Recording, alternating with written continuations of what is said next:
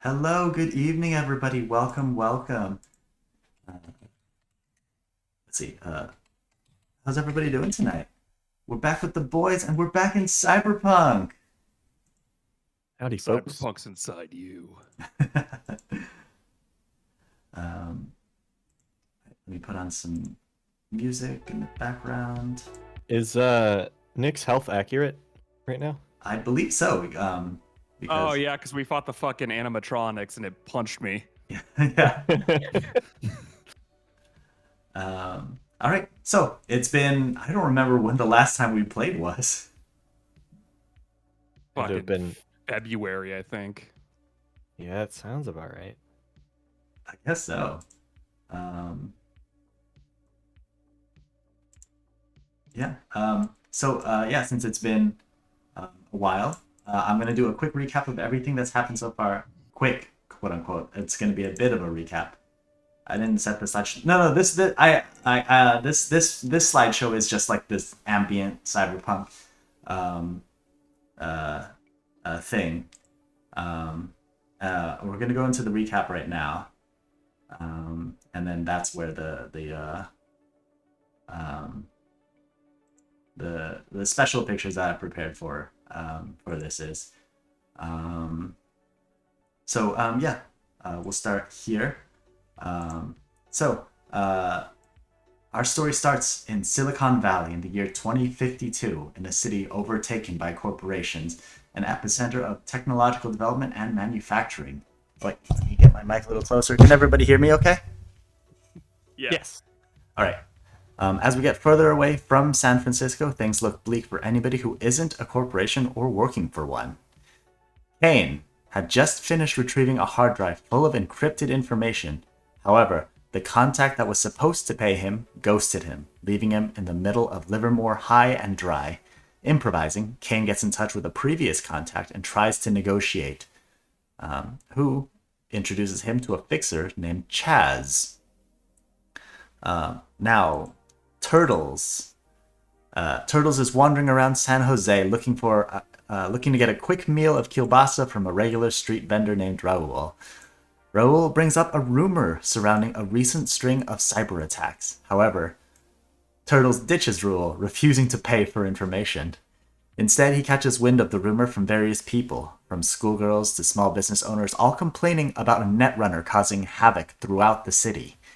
Corroborating various points of information from people talking, other netrunners, and from the newspaper, he connects the dots and figures out a trajectory to follow. He makes his way to Livermore. Landon is working a normal shift at the Alameda Hospital.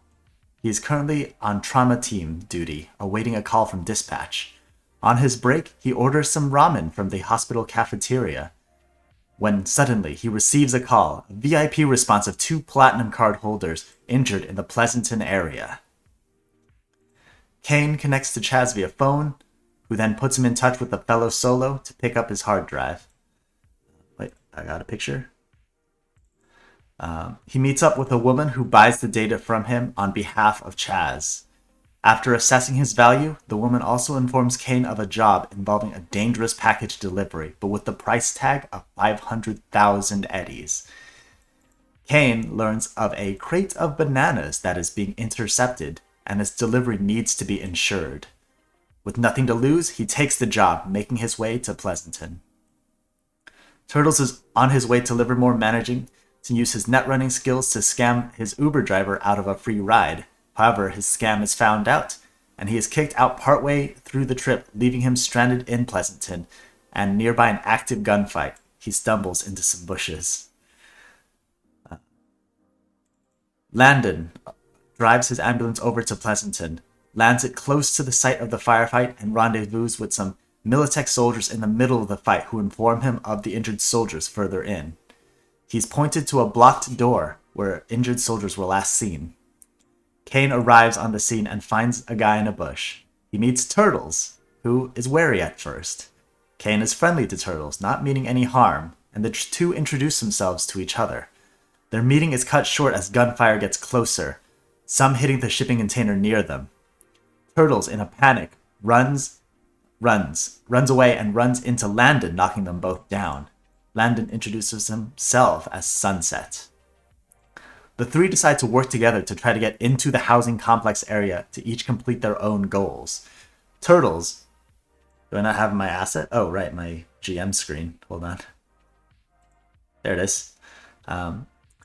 Turtles identifies the cybernetic lock on the door, cybernetic lock keeping the door shut, and attempts to hack it, unlocking the door.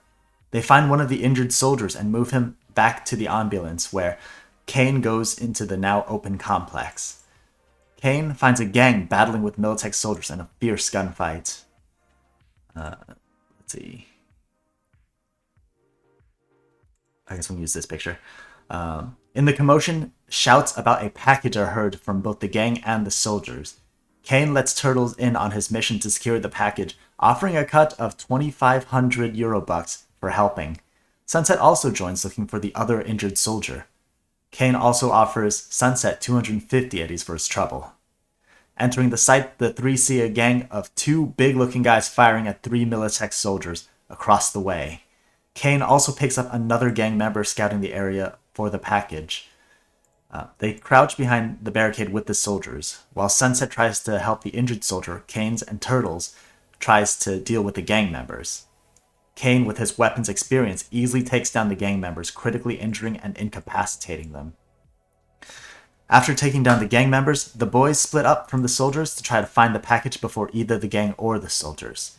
They manage to get the jump on one of the searching gang members and knock him out. Hello, everybody. Welcome. Hold on, I had a picture for this as well. Is it going to be a guy with his foot off? not yet, but that does happen. So they tie him up by pulling his pants down and wake him up to interrogate him. The gang's member refusal to cooperate forces Kane to shoot him in the foot, crippling the gang member and forcing a bit of information out of him. After shooting his foot off, Sunset offers his help stabilizing the gang member in order to further interrogate him. After some more smart talk, the boys knock him out again and take position against the fourth gang member. They get the jump on him and hold him at gunpoint, interrogating him for more information. Kane gets the gang member in a grapple. Sunset kicks him in the nuts and totally paralyzes him. They also pull his pants down too. He gives up what little info he has before being knocked out. With that info, the boys manage to find the package. It's in the other folder. This was in the Chapter 2 folder. Boy, my folder's a little disorganized. Okay, the boys manage to find the package. Kane comes up with the plan to smuggle the package out of the area. With the participation of Sunset and Turtles, they attempt to move the box. They find a shipping manifest indicating that the package is being sent from Zetatech to Militech, insured for 500,000 Eurobucks. Turtles deduces that whatever's in the box is not bananas, but something way more valuable.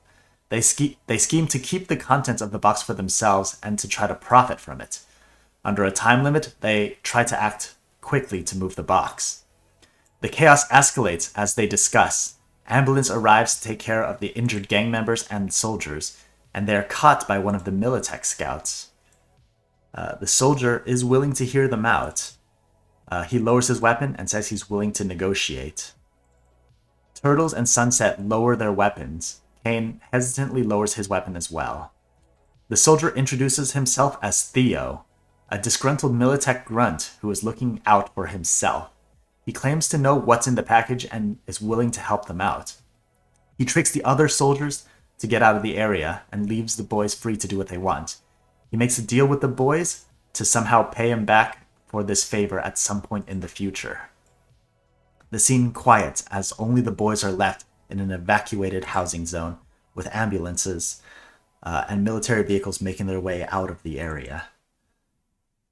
Back to the ambulance, Sunset starts up his ambulance to deliver the injured soldier in his cab.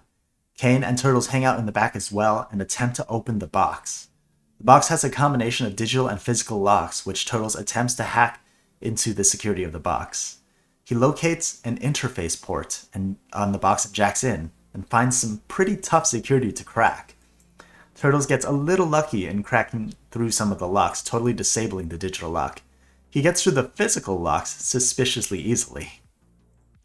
The box opens, and inside, they find a small humanoid. The humanoid is completely hairless and wrapped up in mysterious wires and what appears to be a straitjacket. Turtles freaks out, now an accomplice to human trafficking. Sunset does a quick examination and determines that it is alive and breathing. They arrive at the hospital. Let's see, where's my hospital picture? Oh, I forgot the inside of the ambulance. Anyway, yeah, I guess we can use this picture for now. They arrive at the hospital where they all decide to re-hide the body and try to go on with business as usual. Sunset delivers the injured soldier to the ER and convinces the hospital workers that he still needs the ambulance for another job. Using the equipment in the ambulance, Sunset performs a full examination of the body. He finds that it is mostly human, though it's a little ambiguous. It does not appear to have a gender, and while it is almost completely human on the outside, Sunset identifies some internal cybernetics. He also finds a tracking chip in the body that has been disabled. Wanting to be cautious, they want to remove the chip. Kane suggests going to a Ripper Doc, but their mutual Ripper Doc turns out to be a scammer, Sleazy Foofenslap, a surgeon that is notorious for selling faulty or outdated cyberware. Still under a time crunch, the boys debate on what to do. There's a moral dilemma as they discuss the implications of selling what appears to be a child. Kane is hesitant to finish the job, despite the pay. Turtles suggest they play dumb and just collect the pay. Sunset finds that the child is in a coma-like state. Turtles, gathering the skills of his now impromptu team, suggest that they infiltrate Sleazy's lab in order to use his equipment. They all agree to Turtles' plan and head to Sleazy's shop to execute their plan. As Sunset and Turtles have encountered Sleazy before, they head to his last known location in Oakland. Let's see, where was that picture that I used for that? They arrive at a seemingly empty shop. While Sunset and Turtles hides out, an armed Kane heads into the shop posing as a customer. Sleazy accidentally sneaks up on Kane, who senses his presence and quickly turns around. Kane, introducing himself as Bob, looking for a metal penis. Sleazy uncoils a 4-foot metal entertainment device and offers to install it on the spot. He charges 1,500 Eurobucks for the service. Kane reaches behind him and pulls out his gun, putting Sleazy in a defensive position. He calls forth Turtles and Sunset, further panicking the Ripper Doc. The boys tie him up and cover his face. Sleazy begs for his life, and while the boys spare him, they lock him into the back office. Kane stands guard at the door while Turtles looks around.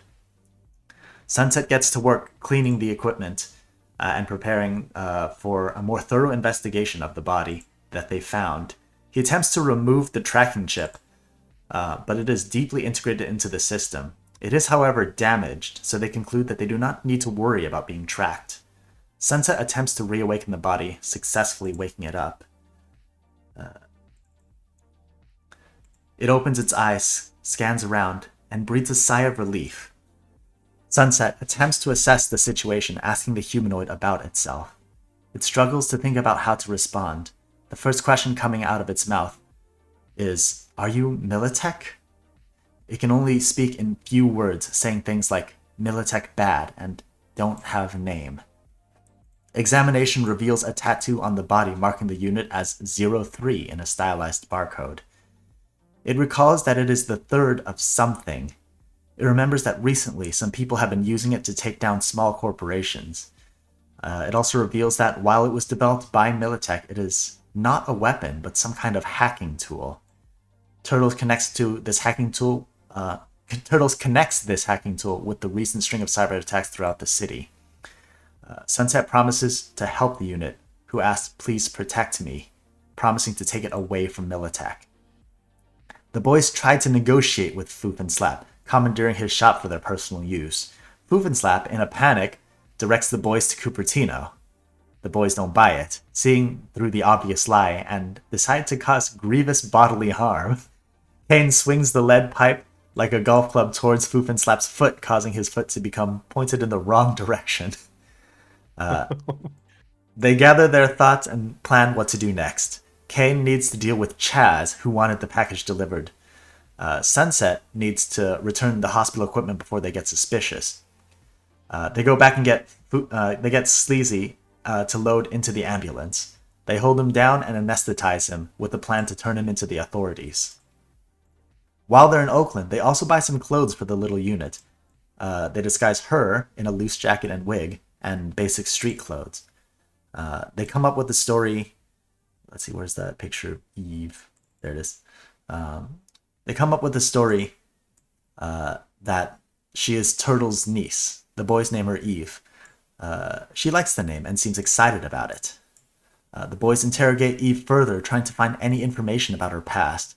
She reveals an interface port on her body, but explains that she merely needs to touch with her hands in order to interface. Turtles jacks in, finds a Militech firewall preventing further access. Unable to advance, he puts that aside for now. They need to figure out what to do about Chaz. Kane calls Theo, who discreetly converses with them. Kane reveals to Theo that there was a child in the box, which throws Theo off as he thought it was a nuclear warhead. Kane tries to call Chaz, who has been on top of things for a while. Chaz reveals that the gang members they injured were members of the Oroku gang. Kane claims that the package was taken by Militech. This is real bad news as Chaz threatens Kane with his connections. The situation has escalated, and Kane is now tasked with intercepting the package. Chaz reveals that he was tasked with stopping Militech from receiving the package. Because Kane is the only fixer that took the job, Chaz is being generous with his time limit.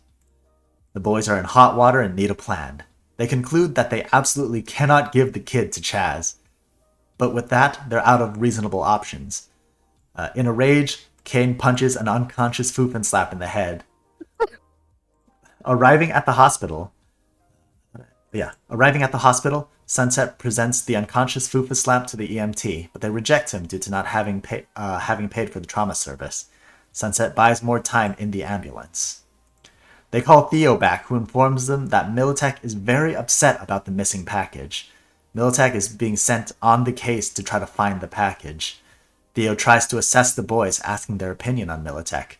He confirms that he is a defector with the goal of taking out Militech.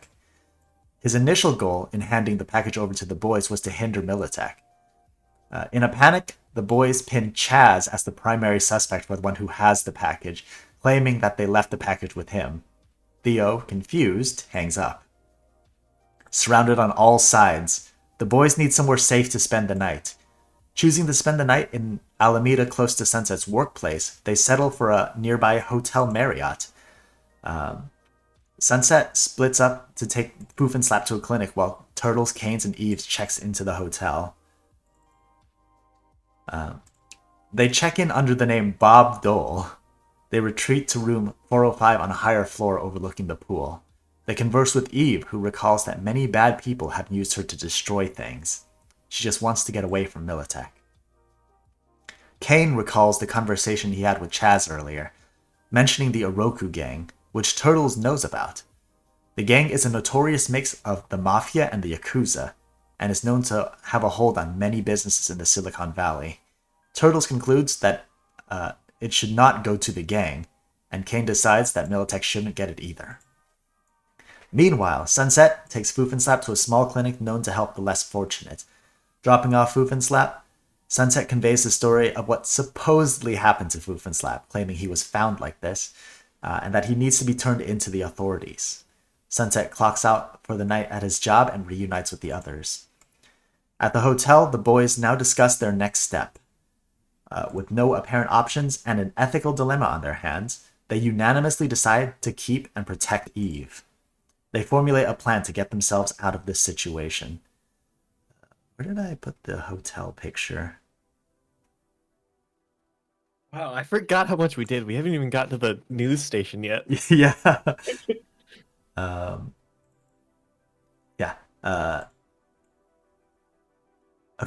So they formulate a plan to try to get themselves out of the situation. The boys planned to fill a box of bananas with the cybernetic penis and deliver it to Chaz. Kane and Sunset head for Slap's shop while Turtle stays back in the hotel watching over Eve. On the drive, Sunset reveals that he lost everyone he loves through various tragedies and became a surgeon to prevent any more of that. He talks a little bit about his mentor, from which he got his skills. Kane inquires about whether he can get some cybernetic weapon implants. Turtles is hanging out with Eve in the hotel. She is hungry, so Turtles orders a bucket-sliced pizza. He interrogates Eve a little, who reveals she was created by Militech as an experimental, powerful netrunner. She interfaces with Turtles and reveals a VR military training program installed into her recently. It is unprotected, so Turtles accesses the program and finds himself within a VR battle simulation, and a voice explaining that this is a super soldier training program. Eve explains that she is very weak, but the training program is meant to train other people, and that it was installed recently. Kane and Sunset arrive at Foof and Slap's lab in order to retrieve the cyber penis. There, Kane encounters an armed figure. There, Kane encounters an armed figure who appears to be upset that the two have scared away some potential business. The figure is revealed to be Kaiser, one of Kane's enemies.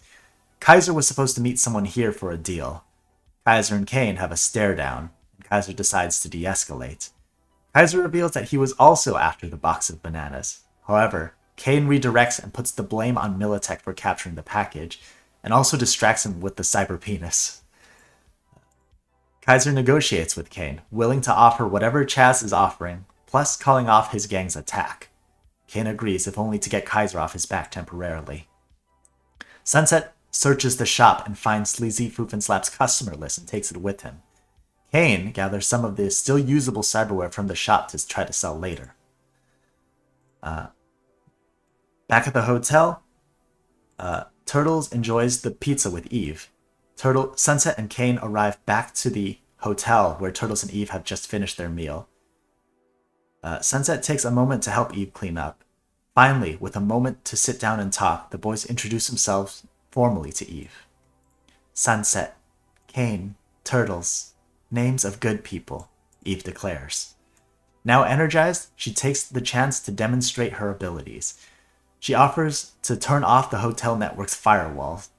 She then proceeds to not only turn off the local firewall, but the entire network, giving them access to everything in the hotel room, from room locks to security cameras. However, doing this also causes her to faint. Turtles wants to use Eve's ability to track down Chaz, and to try to get him off the trail.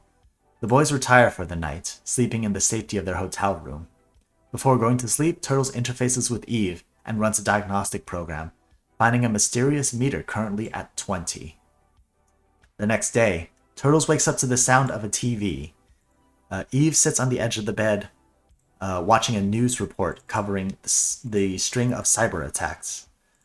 The report transitions to the capture of Sleazy Foof and Slap, who, with his good memory for faces, rats out the boys, who have their faces displayed on the news under accusation of assault. Turtles quickly wakes up the others and tells them about the news report. The TV suddenly turns back on by itself, and the boys are greeted by a hacker who has gained access to their room through the compromised firewall. This hacker appears to be on their side, scrubbing the security camera footage of the boys entering the hotel, and says they want to meet up. They say their name is Raven, and wants to meet in San Leandro. Before leaving, Turtles searches the room, finding only a Bible, and hides the shipping manifest inside. The lobby of the hotel is in chaos as cybersecurity technicians attempt to mitigate the effects of last night's attack. The boys load up into Sunset's car and heads to San Leandro to meet Raven. They arrive at what appears to be a residential home. Where's my picture for this? I think this was it. They are greeted by a normal-looking family, and a young girl greets them, introducing herself and her sister as the entity Raven, a combination of tech and netrunner team. She reveals that Sunset saved her life a while ago, and by coincidence had run into him again.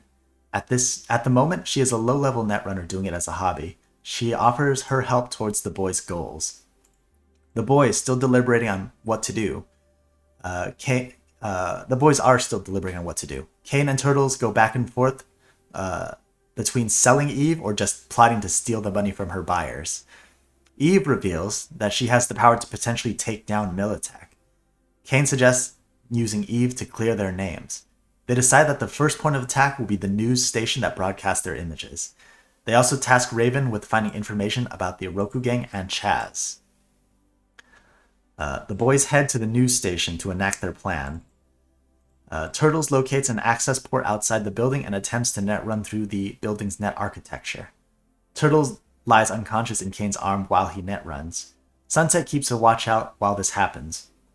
With a little bit of effort, Turtles manages to break through and exposes controls for basic external security. He manages to break through the passwords protecting the deeper parts of the architecture, but runs into the defense program. He slips past the defenses and implants a virus in order to disable the cameras temporarily. With that done, the boys try to head into the building. Still holding control of the building's systems, Turtles sets off the fire suppression systems and fire alarms. As people evacuate the building, the boys try to make their way into the building. They enter through the media access door and proceed through the building into the reception area. They find the directory and make their way to the broadcast room. The boys race the firefighters to the broadcast room and implement their plans. Eves hacks into the mainframe of the news and replaces the boys' pictures with pictures of Sleazy Foofenslap, Kaiser, and Randall. Doing so causes her to faint.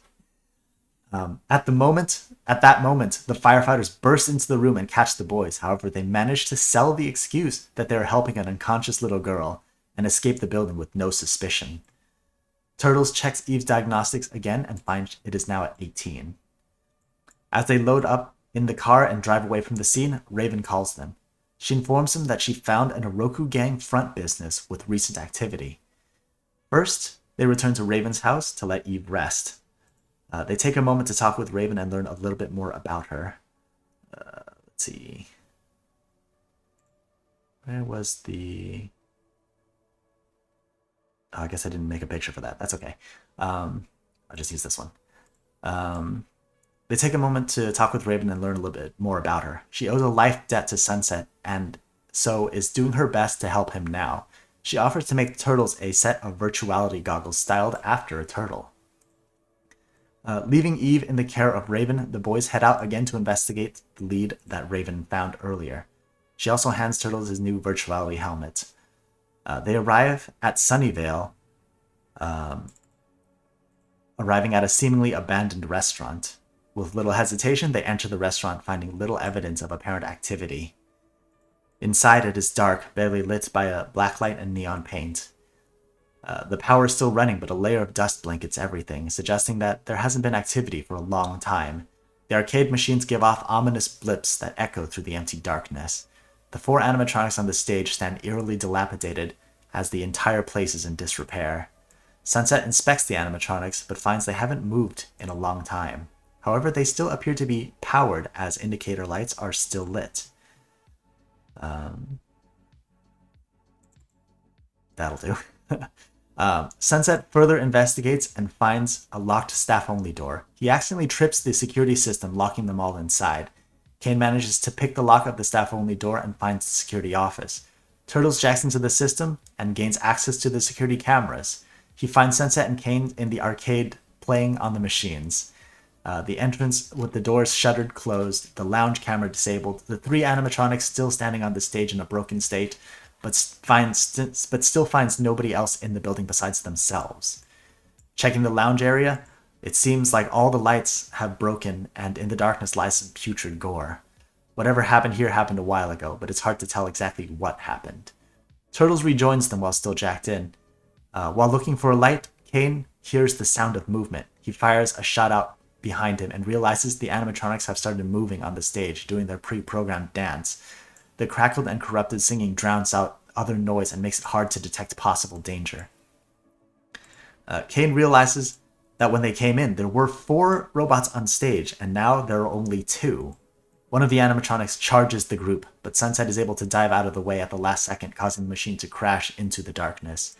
Turtles is finally able to access the building's power system and turn on the lights, illuminating the threat. There are 4 animal-themed animatronics versus the 3 boys. The boys quickly figure out the animatronics are very predictable and quickly form a strategy to defeat them. Turtles also figures out that he can hack into the animatronics in order to attack them or control them from the inside. The battle lasts several intense minutes as the metal robots barely take any damage from the bullets that the boys let fly.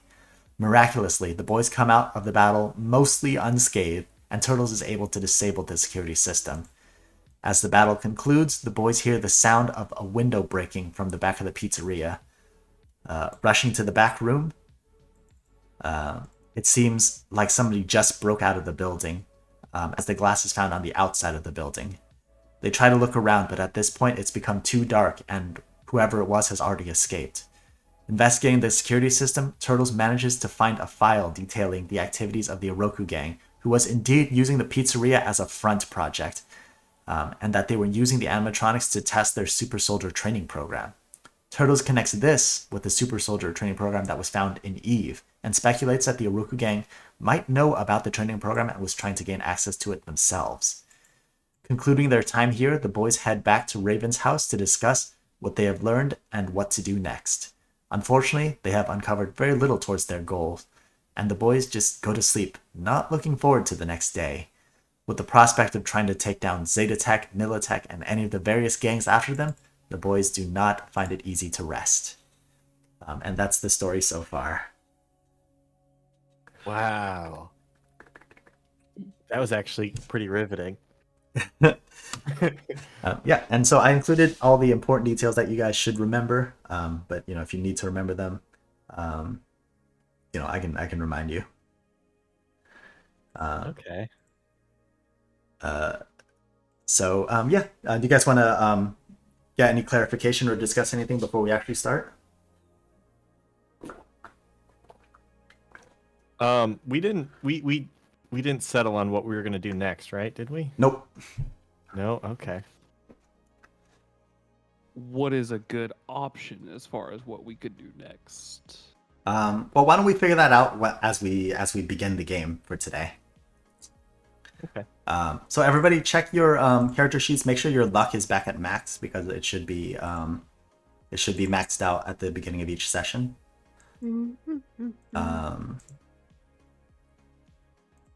Yeah. Okay. All right. All right. Let me check healing real quick. Okay. So, all right. Let's start with this. Kane, you are woken up to the sound of your phone ringing in your ear. Okay. Sorry, I'm like in the middle of trying to cough up water. It's okay. Hello? Kane, this is Theo. I've found some interesting things that I thought you should hear about.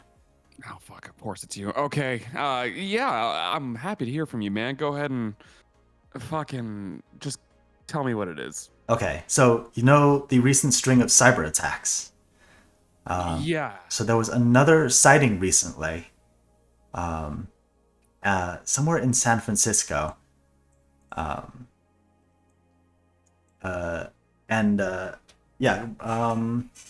I guess so. This should be okay. Yeah. So he says that the attack happened in San Francisco, actually at the Square-Enix building, which actually is in San Francisco.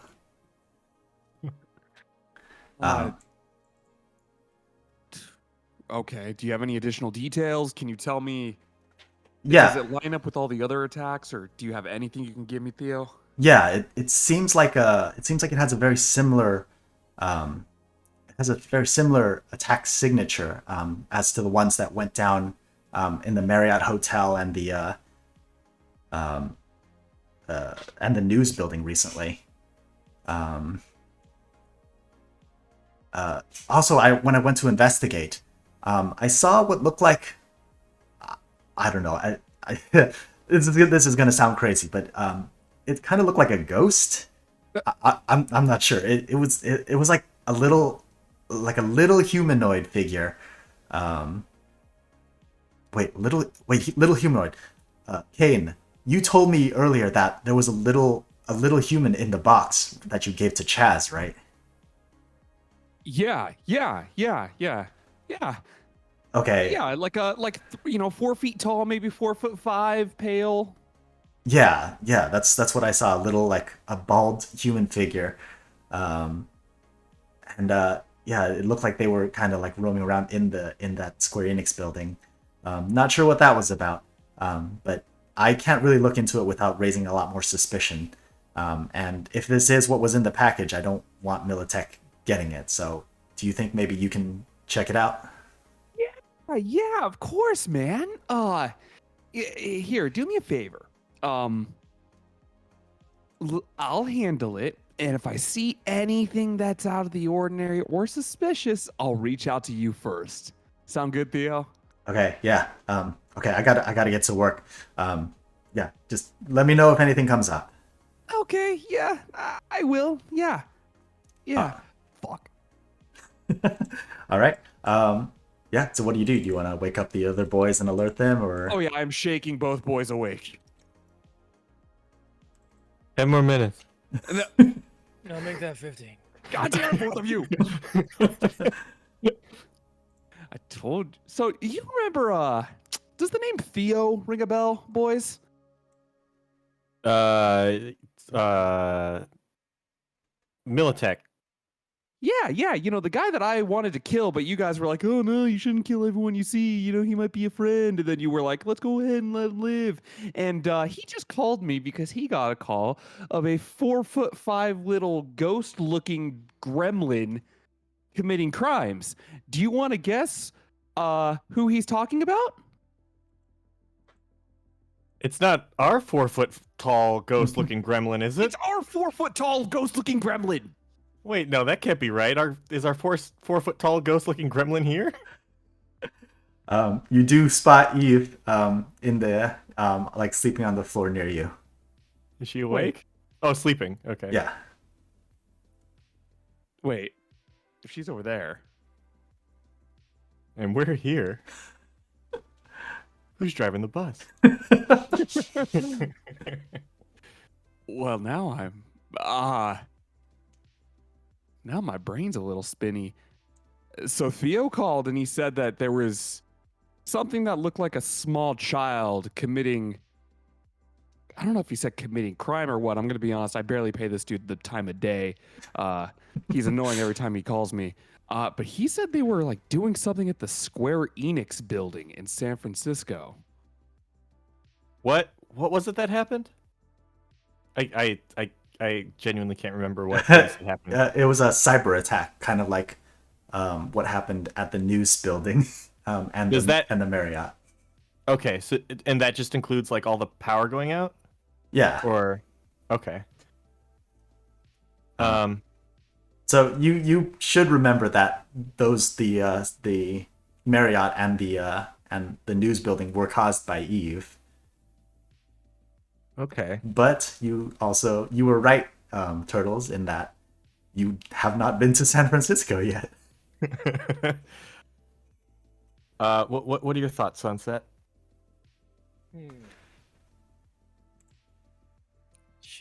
Our Eve is model 03, right? So there's a possibility that there's more You models that we don't know. genius. Motherfucker. Okay. It couldn't have been our Eve because she's been here with us the whole time. Right. So did Okay, someone so- else awaken another similar unit? There's To another ours? gremlin.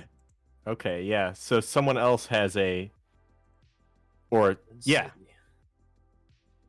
Oh. But Well, boys, are you gonna say what I think you're gonna say? what do you think I'm going to say? Are we taking a trip to San Francisco? We're taking a trip to San Francisco. Okay. All right. I assume you guys maybe head downstairs to like the living area. Oh, yeah, we're going to see if this place has a Yeah. buffet. Well, you're in Raven's house right now. Oh, never mind. I thought we were at the hotel. Okay, yeah. Wait, question still stands. Yeah. Does this place have a buffet? Yeah, exactly. Why don't you head downstairs and see if her mom's awake or something? I shoot her. I wouldn't, but Do we wake Eve? Or we let her? up to you. What do you guys think?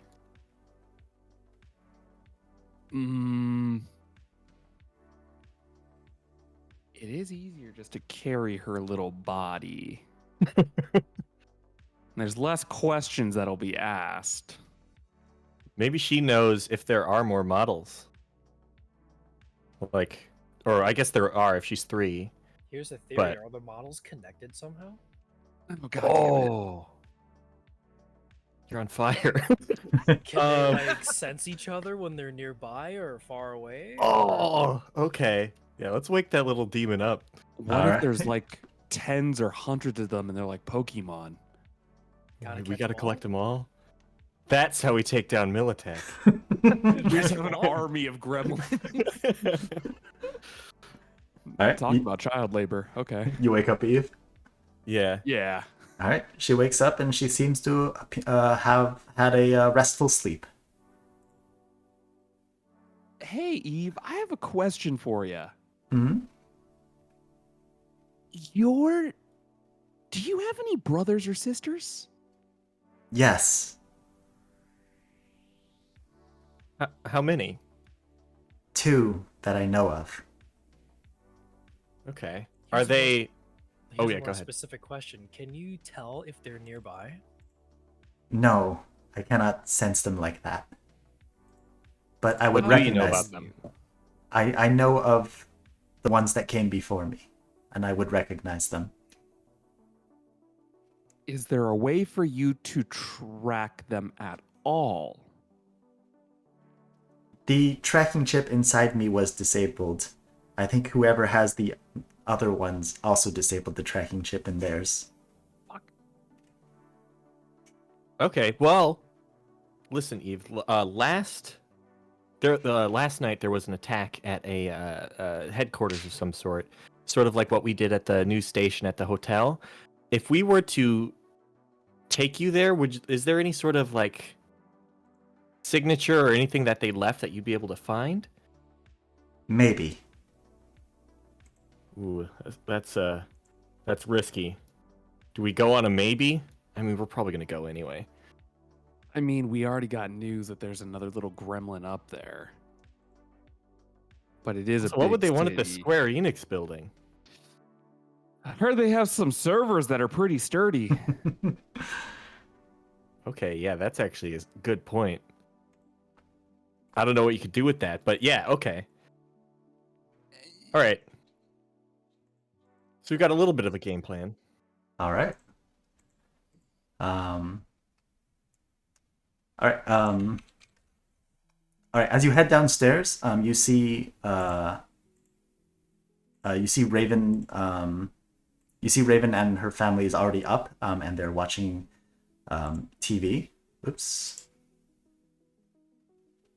Oh, why am I capturing my whole screen? That's not right. What is that capture? Why is my screen cap being captured? Oh, there we go. Whew, good thing I didn't show anything suspicious. You should. Okay, never mind. Anyway, you see, so this is the family living room. They're watching the news, and you see on the news, "This is SVN. We apologize for the technical difficulties experienced yesterday morning. The recent string of cyber attacks continues, and it seems our very news station was hit yesterday. Our very own cybersecurity, working with local law enforcement, have confirmed a similar attack signature to previous cyber attacks. Experts have recalculated the path of attack, suspecting it to begin heading south towards Daly City. Technicians and police are poised for any attacks in the South San Francisco area. All local businesses are advised to be on the lookout for this cyber criminal and to harden their systems as best they can." Breaking news! Police have started a car chase against one of the individuals identified in the Sleazy Foof and Slap arrest and assault case. We go live now to the chase helicopter. This is April O'Neil in the pursuit helicopter following the police, who are currently in a car chase against the fugitive known as Randall, who was identified by Foof and Slap as one of the assailants in yesterday's case. Subject is headed north on Milpitas toward going into Warm Springs Boulevard. Police have set up a barricade on East Warren and we'll see what happens as we approach the intersection. Oh my Ah, gosh. Fucking We- nerd. We sold him. We sold him out. It actually worked. Wow, it's like in a video game, like how like your previous choices come back. Yeah. That's cool. Yeah, so you see on the TV what appears to be He's driving a Batmobile? well, That was my first thought too. he's driving like a souped up supercar, and you see he's actually driving like super good. He's evading the police like an expert. Okay. Might be something to keep in mind. But anyway, Wait, we need our own Batmobile? Raven's mother approaches you and reminds you that that she promised Raven that you guys would only be allowed to stay for one night, and unfortunately she can't really house you here for much longer than that. Don't want to put the family in danger or anything. We appreciate your hospitality, but I guess we should be going. I appreciate it. Can I use your wait. toilet before we leave? Also, Raven, is there anything that you? Why would someone want to attack the Square-Enix building? Is she up? Is Raven with us? Yeah, she's in the kitchen eating Okay. breakfast with her family. Why would anyone want to? Yeah, what would be the deal there? I'm not sure. I've been looking into the cyber attack string recently as well, but I can't seem to find any connection between the businesses that are attacked and the cyber attack. It seems like it's more location based rather than any personal vendetta. Yeah, I guess honestly we used ours randomly too. If like ours have no connection. The Marriott and the TV station. Yeah. Yeah. So I guess yeah. I mean, if you plot out all of the recent attacks, they are heading in a certain direction. Oh wait, yeah. What were the other ones like besides ours? So way back at the beginning of the story, you use that same information to track the attacks up into Pleasanton, which is how you got there in the first place. But they started in the southern part of the Silicon Valley and were like slowly heading up northwards. Can we look at a map? Yeah. Okay. Is if you were to trace a line between these, is there any? Let's just do that. Where does it start? Where's the last one? It's so it starts where and then San Francisco. Let me look up an actual map. So it started probably in San Jose. Actually, no, it would have started. Hold on, let me check my key locations.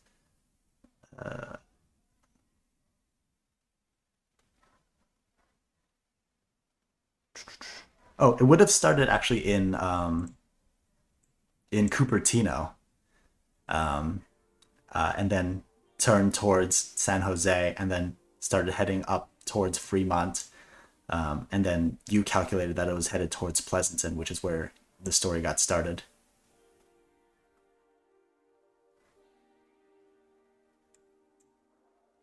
Okay. And there hasn't been an attack in Pleasanton yet? No, but that was where you found Eve. Oh, right. Okay. And in fact, after you found her, there weren't many more attacks until the ones you guys discussed. Oh, okay, duh. Because if it was heading up that way, that's where she was dropped. That's correct. And then we took her, and then we did the next ones. Yep. Okay. But then there's one in San Francisco that's not connected to us. So that trail is cold then, because that trail leads to Eve. That's correct.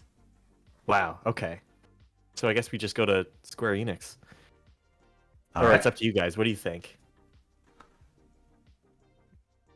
I think that's our only lead right now. Yeah. All right. So I think it's worth investigating. Do you let anybody know that you're going there? Do you let Raven know? I feel like we can trust Raven. What do you guys think? She like saved our butts, didn't she? She did, and she was a previous patient of mine, so I think we can trust her. All right. Oh, nice. Okay. All right. So you guys Yeah, let her know that you're heading to San Francisco. Yes. Yeah. All right.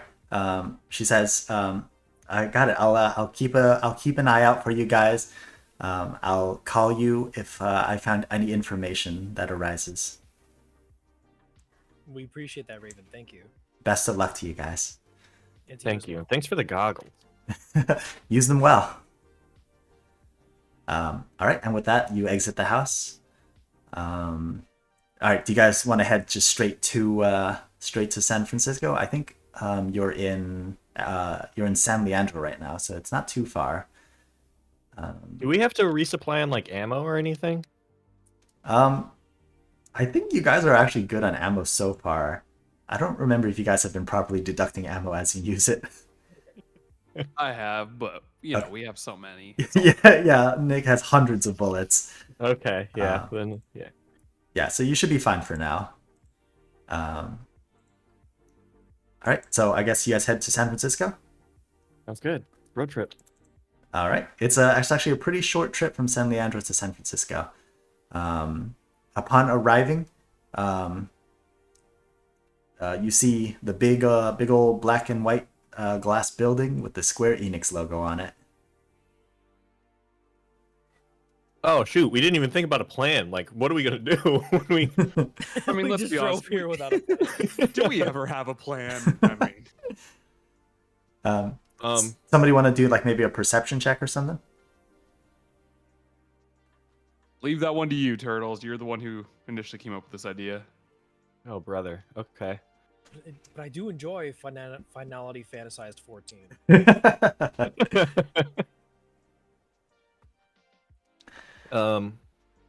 It's tens, right? We just Yep. rolled tens. Yeah, roll 1d10 and add the relevant skill.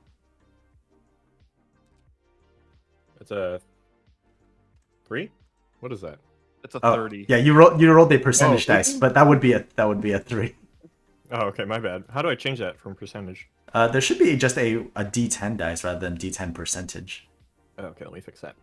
But anyway, it's 3 plus. What was your perception skill? It is. It's under mental skills. Do I take the number in the gray box? Yeah, Sorry. 14. plus 3, that's 17. Okay, you do notice that it looks like the building has been abandoned recently. Well, not abandoned, but like evacuated. Oh. Probably due to the cyber attack. Maybe we should maybe hack the security cameras to see if they caught anything. That's nice. Yeah. Can we see any access points? Use roll interface. Sorry. Let me just change up my dice real quick.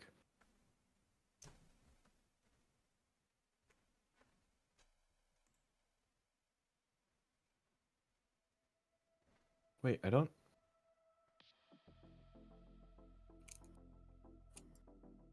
Oh, D10. Okay, there we go. Sorry. That's all good.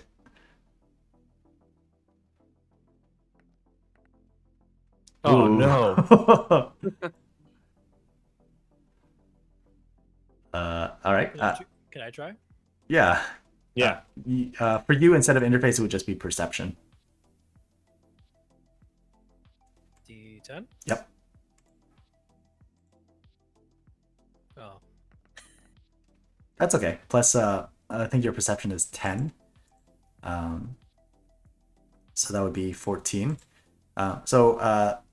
Sunset, you point out that it looks like most of the external cameras, like normally they have like a little red light to indicate that they're recording, but you notice that there are no red lights on. So security's been disabled, boys. So I think that means we can do what we came here to do, whatever that was, without being detected. Okay. Take a peek around. Yeah. All right. Yeah, you enter the building with no problems. The doors are just wide open. And upon entering, you take notice of the directory and head to the I guess to the server room, where you find a bunch of virtuality goggles hooked up to a central terminal. It looks like there's a dozen of them or so, and it looks like they're just kind of left there during the evacuation. But everything appears to be running. The servers are full powered and we're in. Okay. Are these goggles for a game, or is it for like something else? I think you would know this, so you don't have to roll. But like, I guess in this future, like games are still popular, and so this would be kind of like a VR headset. Oh, cool. You guys want to go around? Is there any power in the building? Yeah, the building is still powered. It's just that Yeah. it's Let's just put that these on. everybody Let's left. just see what's going on. All right. You put on the virtual. You each put on the virtuality goggles, and you find yourself, boom, inside Final Fantasy 14 Online Fatebreak patch 21.6. Whoa. It's like I'm actually in the game. Yeah. So you guys find yourselves logging into the game, and actually you're prompted to make a character. So for this, you basically just decide what your class will be, and that will kind of decide what happens. Oh. I see where this is going already. I'm gonna be, since I'm not combat oriented. I'm just gonna be the white mage. All right. I'll take. Let's see what's like the equivalent. I'll be a black mage. All I right. got paladin. All right. Hold on, let me write this down.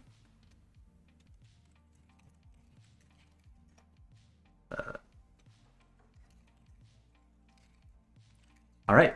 All right. Upon completing your character creation, you find yourselves inside the game, as if this was like a real place.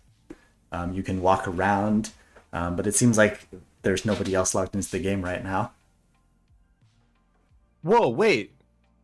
Did the whole server, Final Fantasy 14 servers, go down? Wait, no. Is this local? It seems like it might be like a test server or like something like that. Okay. What if we just played the game within the game for the rest of the game?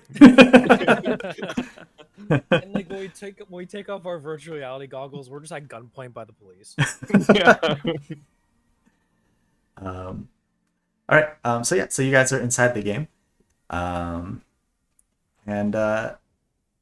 what do you do? You want to just start walking around? You want to try to go to a particular place?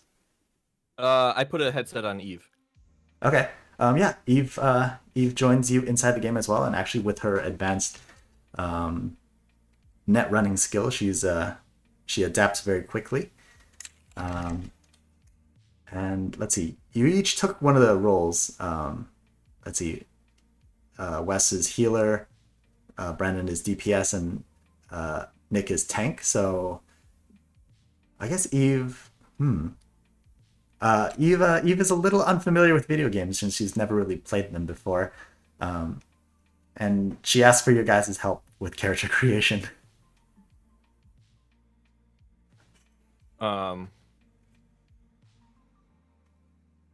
What's like the I can't remember. You guys know 14 better than I do.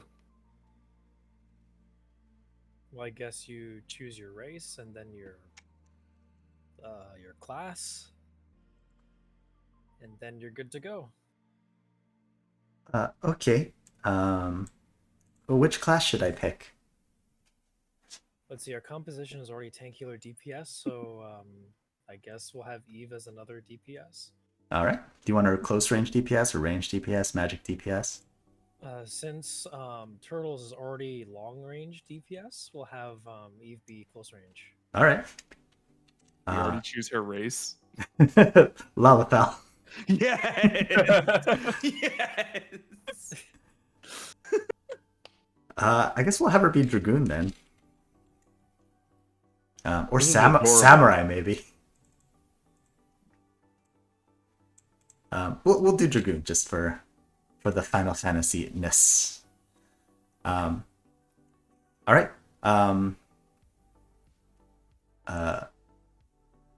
Let somebody make a perception check.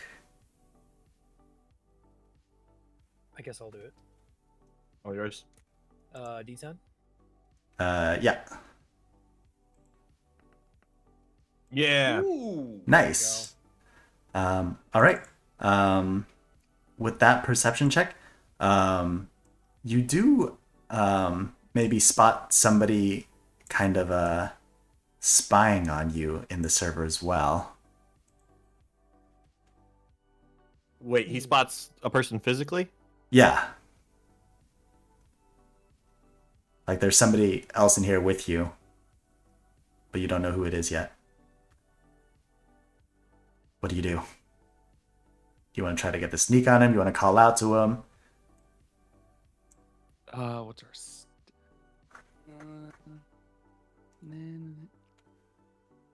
What should we do, boys? Who else here has weapons aside from me? Well, we're in a game now. Yeah, you. Oh yeah. You spawned with your fantasy weapons, but you do actually still have your guns on you as well.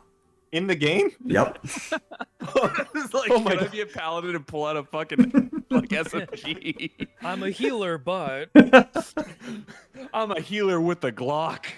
Wait, check the clip though. Wait, no, I guess it would if it. I don't. Okay, never mind. I'm not gonna question it. Go ahead. You know what? Let's sneak, because if we call out, they could run. Okay. Yeah, we don't want another pizzeria situation. Yeah. All right. I guess. You guys. I guess roll stealth. I think. Yeah. Do you guys all want to try to sneak up on this guy, or? Oh yeah. All right. Then each of you will have to roll stealth.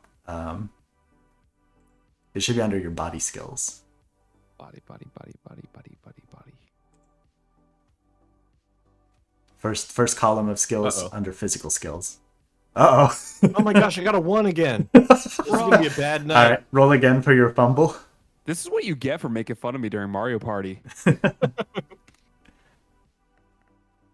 Oh my god. Oh, it's okay. Must just suck. It's okay. On a fumble, that's just how much you subtract from your skill. Oh, okay. What's my sneak? Your sneak is 13, so it'd be down to 12. Okay. Not terrible. All right, Nick, Wes, what you roll? D10. Yep. I got 9. Nice. Jesus. Nice. Plus your 10 is 19. All right, let's fucking go, baby. Douche. Fuck. 3 plus, I think you have 12 stealth, Nick. So that's 15. All right, and then the guy is going to roll to see if he spots you. Well, Oh, we can't see it. That's clever. Yeah. oh, that's intentional? Yeah. I can. I was like, the game glitched. I can hide the roll, and then also I can just reveal it. So he rolled a 4 plus his detect skill. And he doesn't actually notice that you guys have started moving towards him. Oh, nice. So what do you want to do? Do you want to try to like grapple him? Do you want to just hold him at gunpoint, or what do you want to do? Yeah, let's get him at gun or sword point so we can interrogate him. All right. How do you do this? Do you want to have Kane approach from behind while the others come from the front, or all three? Yeah, of you? that'd be perfect. Yeah. Yes, and I'll have the spell slow at the ready. Okay. Or bind. Sorry, isn't that one? Is it? I don't remember if black mages can use that. Never mind. Slow. I don't know if black mages can use that either. Can they? Just forget about it. It's okay. I think it was called lethargy, but anyway. All right. There we go. All right, you manage to get the sneak on him, and put a gun to his back, Kane. Um, he puts his hands up in the air, and I guess Sunset and Turtles, you approach him from the front. Sure. All right. You see this kind of old looking guy. He's yeah, you can see he's got like his like cyber eyes in as well. He's wearing like a long brown robe. And you do notice his big old rat ears. Master Splinter? He's surprised. He's like, you know me? Oh my god. Damn it. Wait, no. What are you, Master Splinter? What are you doing here? Oh, Rocco, is that you? Oh my, it's How's the been modern so long. life?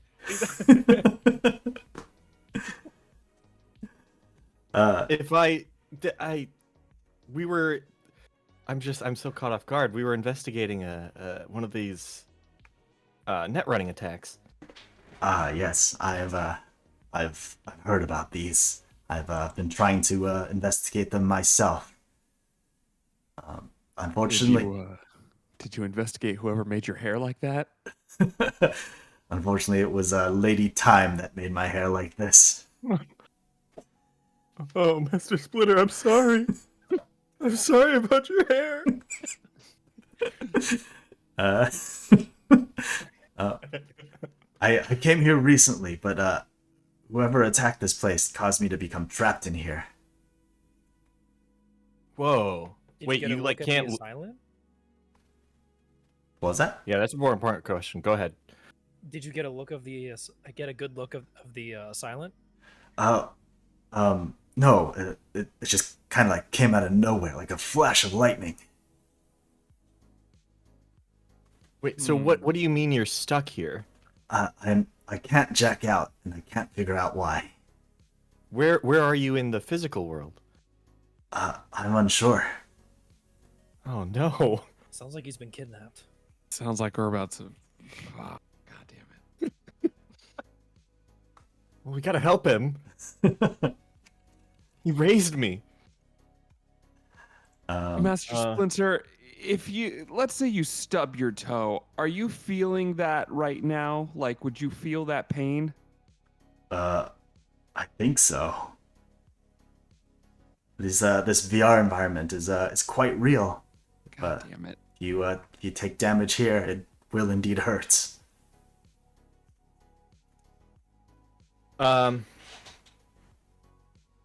Master Splinter, you'd know better than I. Is there any way that I can find you with the information we have just here now?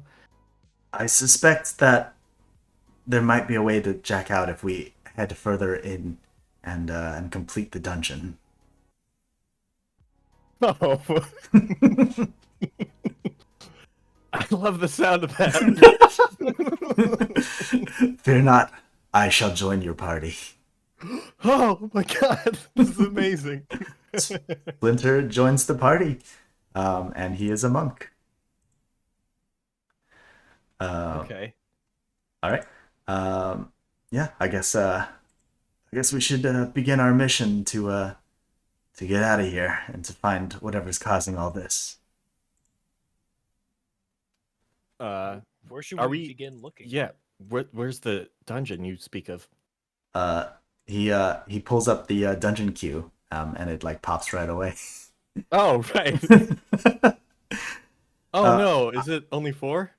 No. Thank This you. is 2054. Yeah. Yeah, it's undersized party. Okay. Cool. I have been tracking the attacker, and I think they're isolated in this dungeon. Wait, they're still here? Yes. Oh. Let's go kick some ass. Let's go kick some ass. All right. Yeah. So you enter the dungeon, and all right. So a quick explanation of how this is gonna work. So it is still gonna use regular Cyberpunk battling rules. But in addition to those rules, you also have special attacks that you can use based on your class. Oh wait, let me pull up something else here too. Yeah, so let's just set this to maybe like that. So you see that you have an additional health bar along with your regular health bar.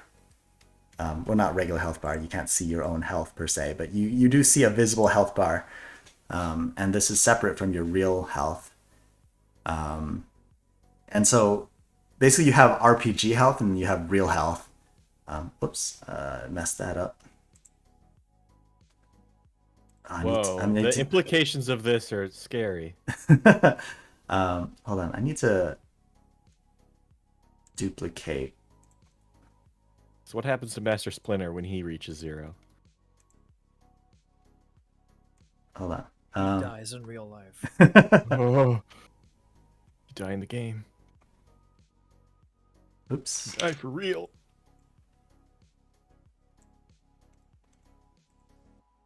Should be at.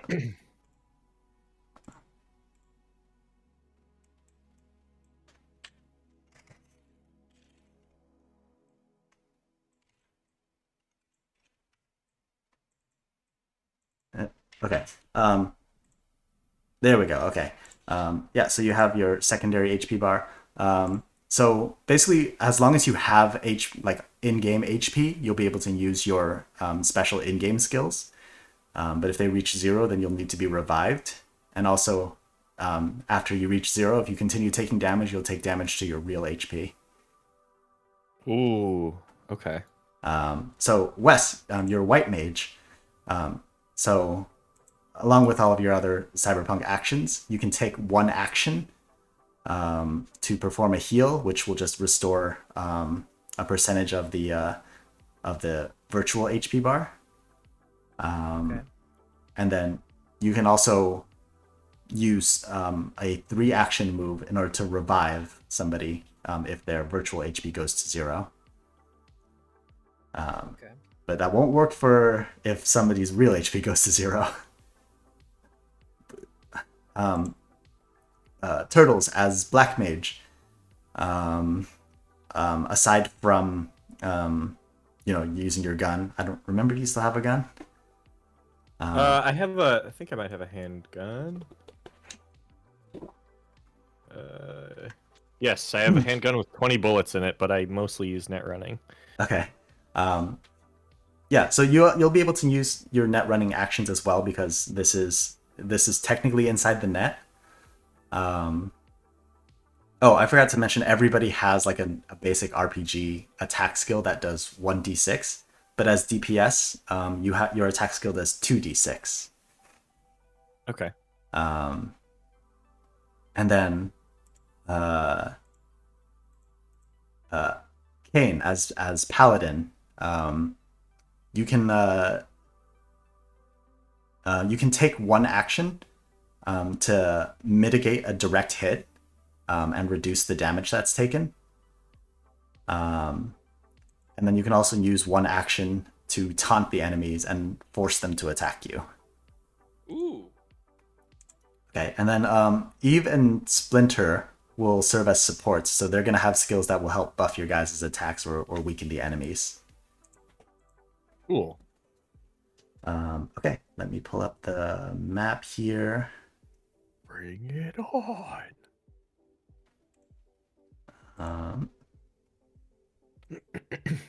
Hold on, I also forgot to make icons for Eve and Splinter, so let me do that real quick. I also don't have icons for the enemies, so we'll just use some old icons, I guess. Where did I put the map? There we go.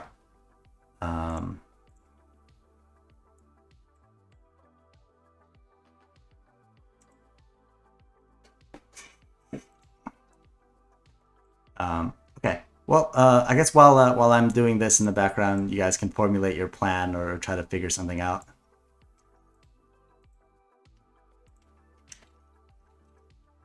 You guys ever play this game? I've dabbled here and there. I just want to stab. Yeah, I used to play, but I'm homeless, so my sub ran out. Sounds like a skill issue, bro. Yeah. That was harsh.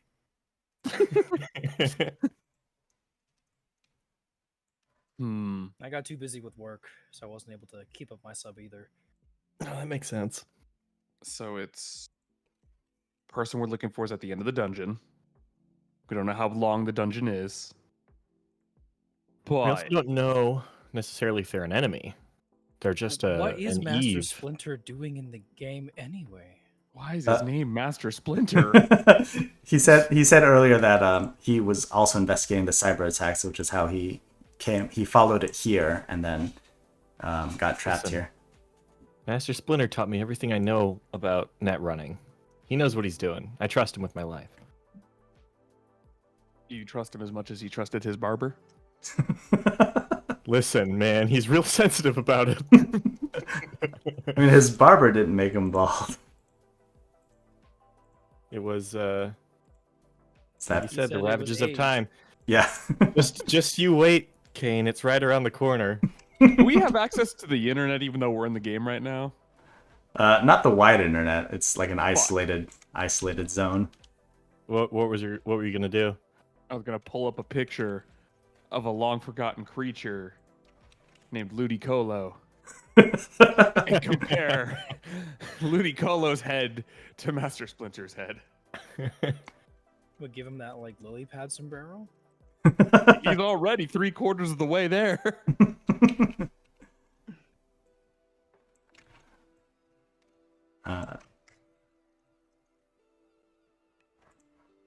Okay. All right, I'm I off. actually have to use the bathroom, so I'll be back. Okay, yeah. Oh, actually, good. I'll go too then. All right, I'll go to the BRB screen real quick while I prepare the battle. Prepare for RPG. Yeah. All right, be right back, Yeah, I everyone. guess we'll do the same. Yep. All right. You're back.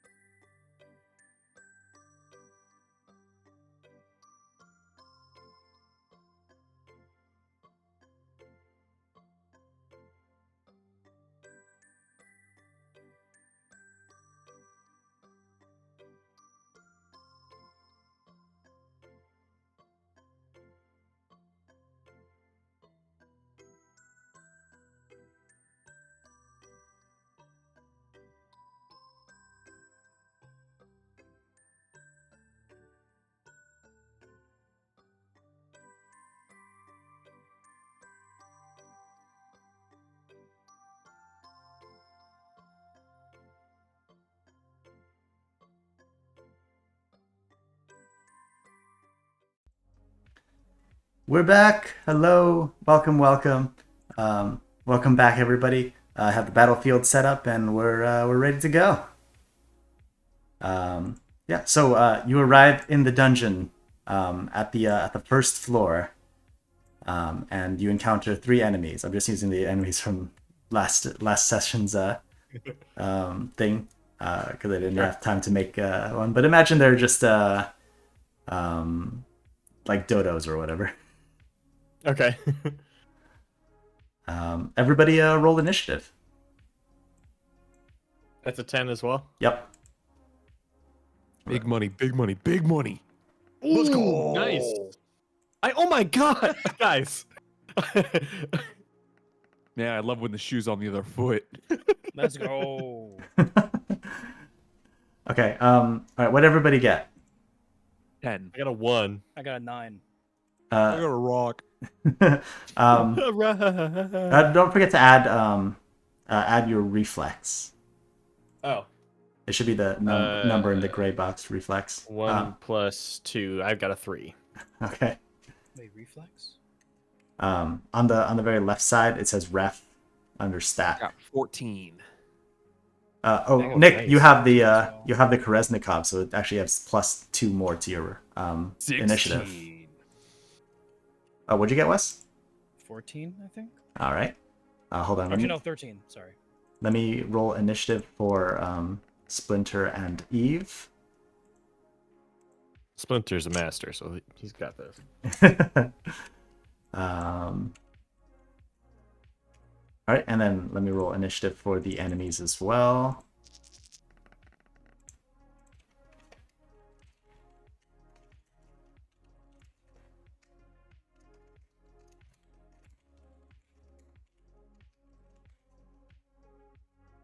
All right. All right. Kane. Kane is up first. Perfect.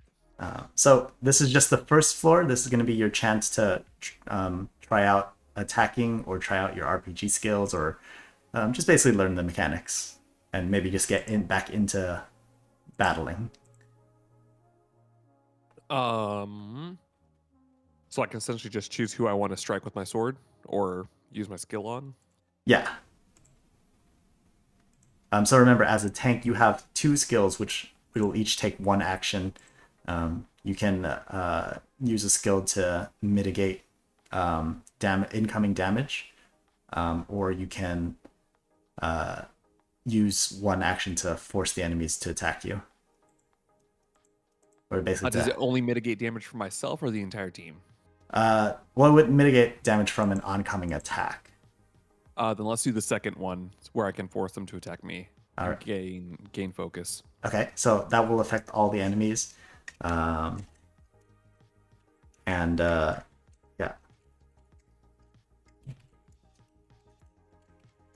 All right, and then you still have 1 action because in the battle you have 2 actions.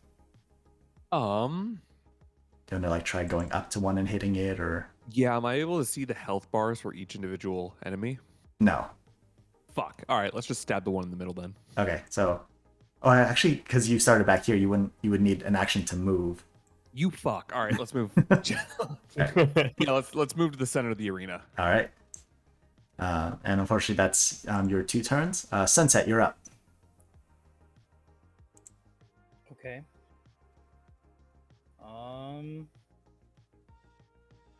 Does my healing have a range? Yeah, you can basically just affect the whole arena. The arena's small enough.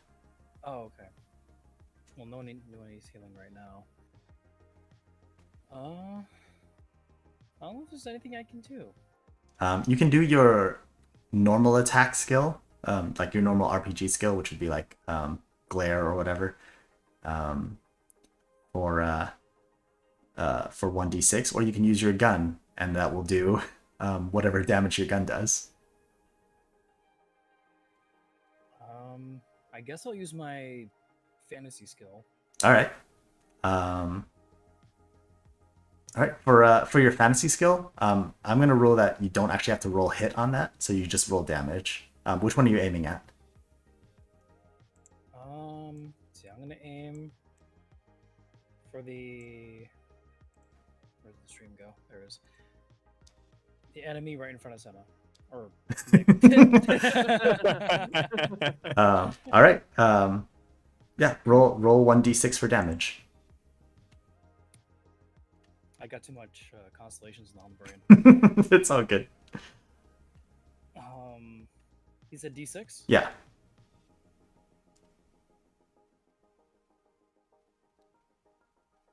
Oh. That was 2. All right, so that's 2 damage. Yay. That was 1 action, so you still have another action. You can attack again. You can move. Excuse me. All right. I guess we'll accept that happened. Did God just burp? It is a god. I guess I'll attack again. All right. Magic skill or gun? Magic skill. Nice, 6. All right. Cool. All right. It is Splinter's turn. So Splinter will move up here, and he will use an AOE skill. And that will just do 1d6 to all of them. Nice. Go get him, Sensei.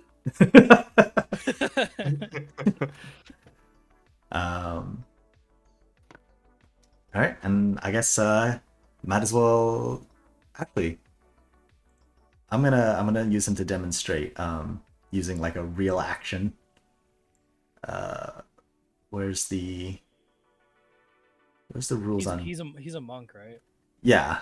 So he's doing an AOE. So probably what was it? Fist of the Destroyer, I think. Yeah. It's basically an earthquake AOE. All right. I guess he'll roll brawling. So he's gonna actually punch with his real fists. So because he's using a real skill, he actually has to roll to hit. I guess he'll aim for the one that has the fox icon. He rolled a 7 plus. His character sheet isn't too detailed, but it should have enough. What's his brawling? 10, 17. Okay. Yeah, so that would hit the fox, and his brawling would do 3d6. Does 9 damage to the fox. All right, Eve's turn. Eve's a little nervous. She doesn't really know what to do. Actually, her stats are so low that she only has 1 action. And she's going to use her action. I guess she'll move up to the rabbit here, but like a little bit out of range since she's a dragoon. And she's going to use a skill that will debuff the rabbit. The rabbit dodo. So let me mark that. Anyone else imagining the cutest thing in the world?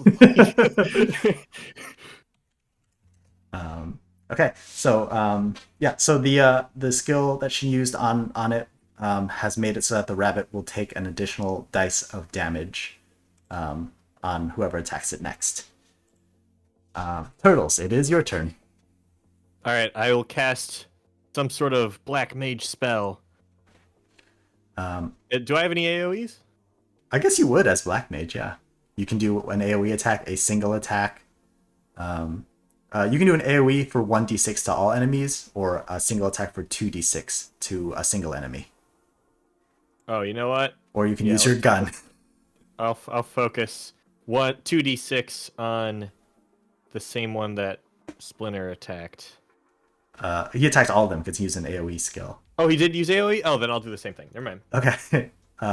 For your RPG skills, you don't have to roll the hit, so just roll 1d6 for damage. 1d6. Okay. 3. All right, and that'll be 3 to all of them.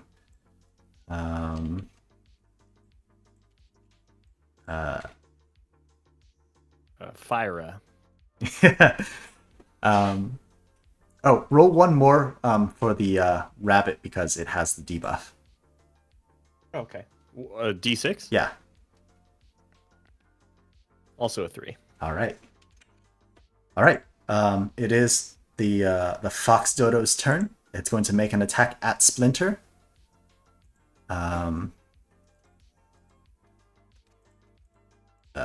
Yeah, and it will just do the 1d6 of damage to Splinter. 5. Okay. So Splinter's down 5 virtual hit points.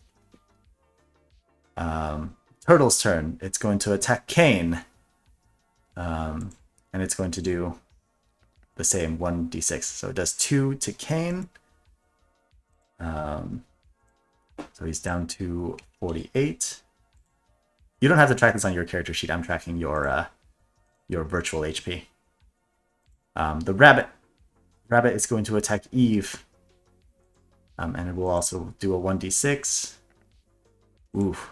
And Eve takes 4 virtual damage. She is in distress. She feels the pain. It's okay, Ooh. Eve. I'll heal you. All right. Back to the top of the turn order. Kane, it's your turn. All right. Do I need to recast that skill where I gain focus from all the enemies? No, they'll still be all on you. Okay. Let's go ahead and attack the turtle. Actually, I guess they should have been attacking you instead of the characters. So my bad. I noted it and then I forgot about it. So actually, Kane would have taken all of that damage to his HP. So he'd be down to 39. Nice. Okay, so Eve, I guess would still be scared of this battle, but yeah, she's not harmed yet. Okay, so I don't need to recast that skill or reuse that skill. Yeah. I'm gonna slash the turtle. All right. Using your sword or your gun? Fuck. Combine the damage? sword and the gun. Can I get a damage comparison, like how much each one does, or does it really matter? The sword will do 1d6 damage. Your gun will do, depending on which one you use, 3d6 for your heavy SMG, 5d6 for your assault rifle. If you want to try using your martial arts, you can do that. Oh, bro, I'm using the SMG. Fuck that. All right. All right. You pull out your SMG. That's a free action. So because you're using a real weapon, you do have to roll to hit. So roll your. I think SMG is a heavy weapon. So you would have to roll your. Yeah, because it's the heavy SMG. Yeah. So roll your heavy weapon skill. D10, right? Yep. D10 plus heavy weapons. Big money, big money, big. I can't see it because it's under the fucking thing. Oh, It's a 5. It's a 5. Fuck. Plus your no, it's okay. Plus your 10 heavy weapons is 15, and you are close range. That is enough to hit. You said the turtle.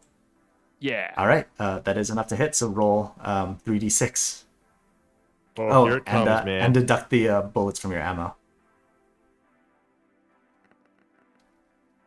All right, you blast through the turtle, and it is eliminated. Let's go. Holy crap, man! He wasn't kidding about stab. We can use guns in here? I got a Glock. Okay, love my Sunset, you're up. I'm gonna heal Reaper. All right. Your healing skill will heal 2d6. So just roll 2d6, and that will be how much he heals. Okay.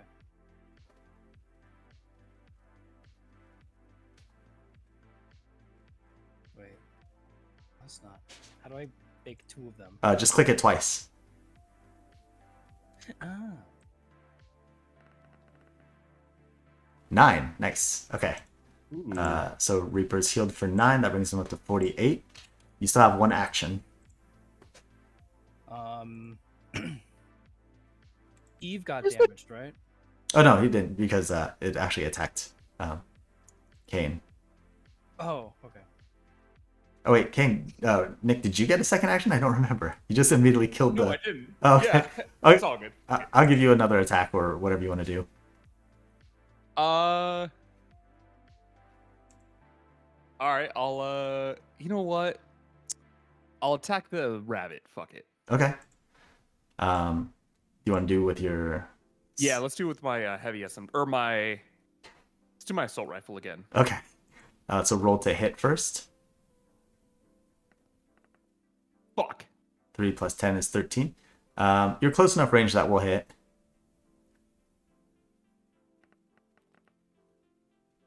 How much is that?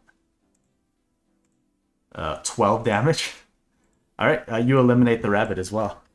Yeah. All right, Nice. all right. Back to Sunset's turn. You still have one action. Might as well get Nick to max. All right, Yeah. I'm gonna heal him again. all right. Go ahead and roll 2. Well, I guess no matter what you roll, you'll heal him to max. So, we'll just say you do that. Oh, okay. Yeah, because you roll 2d6. The minimum you can roll is 2, and he was only short 2 HP. Right. All right. Splinter's turn. And yeah, he'll attack with his just in-game skill.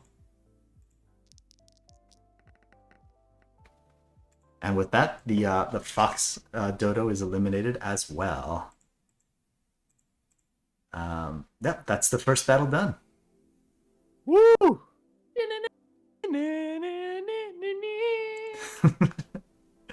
All right. Let's see, did I What you have? think of that, Eve? It's scary fighting. It's wait, no, fun. It's fun. All right. Let me reset your positions as you guys move on to the next floor. I guess while you're moving, you can also take this opportunity to like ask questions or just try to converse or whatever. Splinter, how many floors are there? There will be 3 floors, and there's 3 platforms per floor. Or at least, so in this dungeon, we just cleared the first platform. And there are 2 more after this, and then we'll ascend to the next floor, where there will be 3 more platforms. And then on the last floor will be the boss. Okay. Easy stuff. All right. Now that we got the hang of this, we're gonna wipe the floor. All right. Let me change this up real quick just to give some visual distinction. That'll do. All right. You arrive at the second platform of the first floor, and whoops. 3 more enemies spawn. We use the same icons. I guess we'll keep the initiative rolls from last time. Sounds good. All right. So then Kane. Wait, let me roll the initiative for the enemies.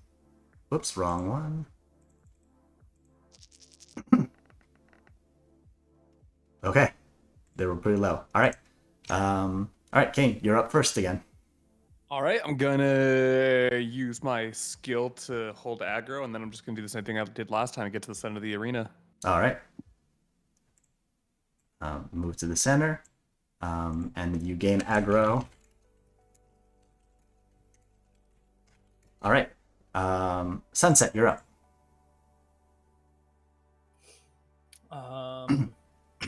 Magic attack on the turtle again. All right. Go ahead and roll 1d6.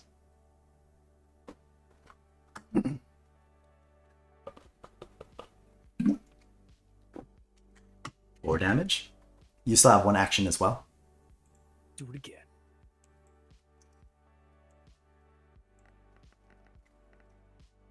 All right, and that's 3 more damage. All right. Splinter's turn, and he will move in, and he will make an attack on the fox with his in-game skill. So that's 8 damage. And then I guess he'll do that again. It's 11. No, that's 8 more damage. Okay. Eve.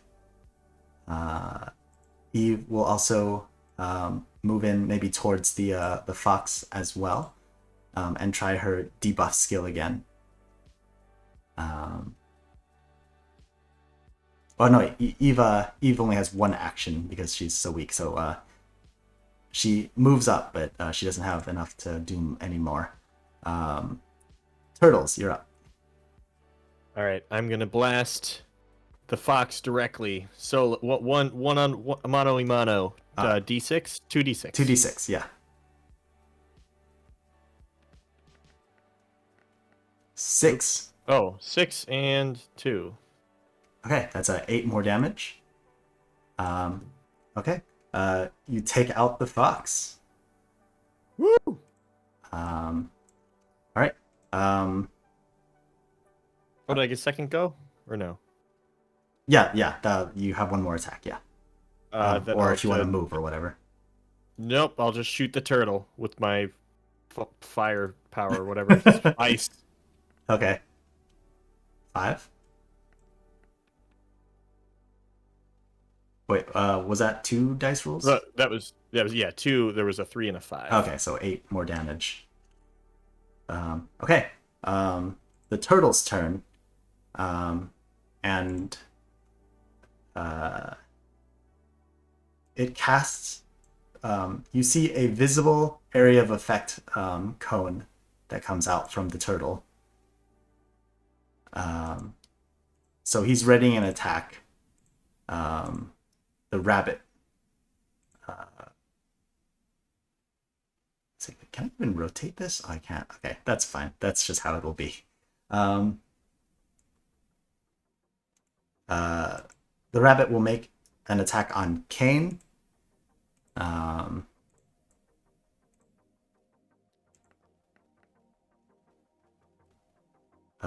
For 1 damage. Nice.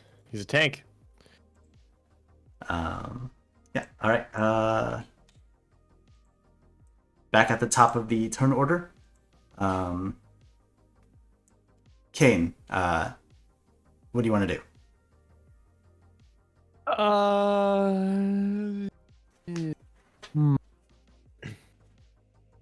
gonna take the conservative approach and shoot the fucking turtle in the face All right. with my heavy assault rifle. Okay. First roll to hit. 3 plus your 10 is 13. That you're at basically point blank, so that will hit. Oh, whoopsies. Here, wait. Sorry. I'm stupid. There. Oh, that's even worse. All right. The bullets tear through, but they don't actually eliminate him yet. I hate it here. All right, Sensei, what do you want to do? I'll just top off Reaper. All right. You don't The need, one yeah, hit point. you don't need to roll for that. Oh, you still have another action. Wait, did I skip Kane's second action again? Oh, we did. Do I know like how much health this thing has left, or am I just erring on the side of caution at this point? No, you don't know how much health it has left. You know what? Let's slash it with the sword. Okay. So for your sword, it only does 1d6. Motherfucker. But you don't have to roll the hit. It just automatically hits. I'm up close. I would hope I wouldn't have to roll to hit. All right, the turtle's not down yet. Oh, no. All right, Sensei, you still have one action. Let's see. I guess I'll attack the fox is still alive, right? Or no? No, the rabbit is still alive. I'll attack the rabbit then. All right. With a magic skill or with your gun? My accuracy is horrible, so just magic. All right. 1d6 damage. All right. Well, Yeah, I mean, that's supposed to be the downside of using the magic, is that it does low damage compared to your guns. And that was your second action. So Splinter is up. Splinter's going to be cautious and move out of the AoE. And just try to attack the turtle with with his in-game skill. Ooh, nice. All right, and he eliminates the turtle before it can get its attack off. How ironic. Splinter killing a turtle. Okay. Eve is gonna pass her turn. She's not sure what to do. Turtles, it is your turn. Did the... Oh yeah, the turtle's dead. Okay. Yeah, I'll shoot. I'll just blast some fire at that last remaining dude. All right, 2d6. 2d6. Oops. 4 and a 1. All right. It takes 6 damage, but it is not downed yet. All right, and then my second action, I'll do the same thing. 1 and a 2. Great. All right. All right. It is the rabbit's turn. Yeah, the rabbit moves a little closer to Kane because it's still aggroed, and it'll cast another AOE in this area. Kane, you're up. All right. I'm not gonna make the same mistake I did last time. Kick his ass! I'm gonna kick his ass. I'm gonna shoot the rabbit with my heavy SMG. All right. First roll to hit. It'll be DV 13 to hit. So D10, and I have to hit a 13 at least. Yeah. Easy money, baby. You got it. Oh, yeah, just barely. All right. Yeah, you hit. Go ahead and roll damage on your... You said heavy SMG? Yeah. Okay. 3d6? Yep. Come on, no whammies. I'll take it. All right, that's 10 damage. It's not down yet. That was one action, right? Yeah. All right. Yeah, so you can attack again if you want. Same thing. I will use my heavy SMG. All right, roll to hit again.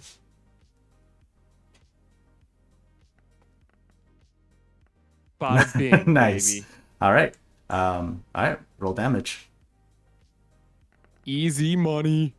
Let's go. All right. With that, the that enemy is eliminated as well.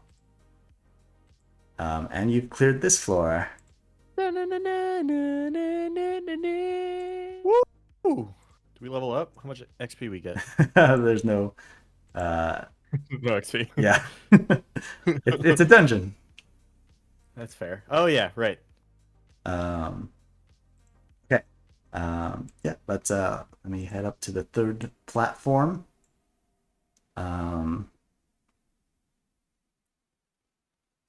Oops. Right. The third platform is just, it's going to be another color change. Oops. There we go. All right. 3 more enemies spawn.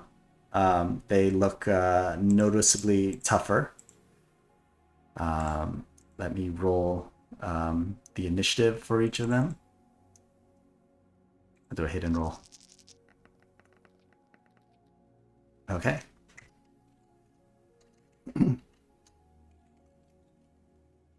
All right. I'm going to have their formation change as well, just to kind of change things up a little bit. So the 3 enemies spawn at like different parts of the arena.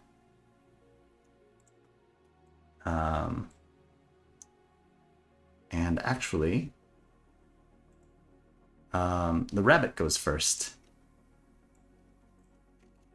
Wait, Ooh, incoming. Wait, what? Rabbit. Rabbit. Yeah.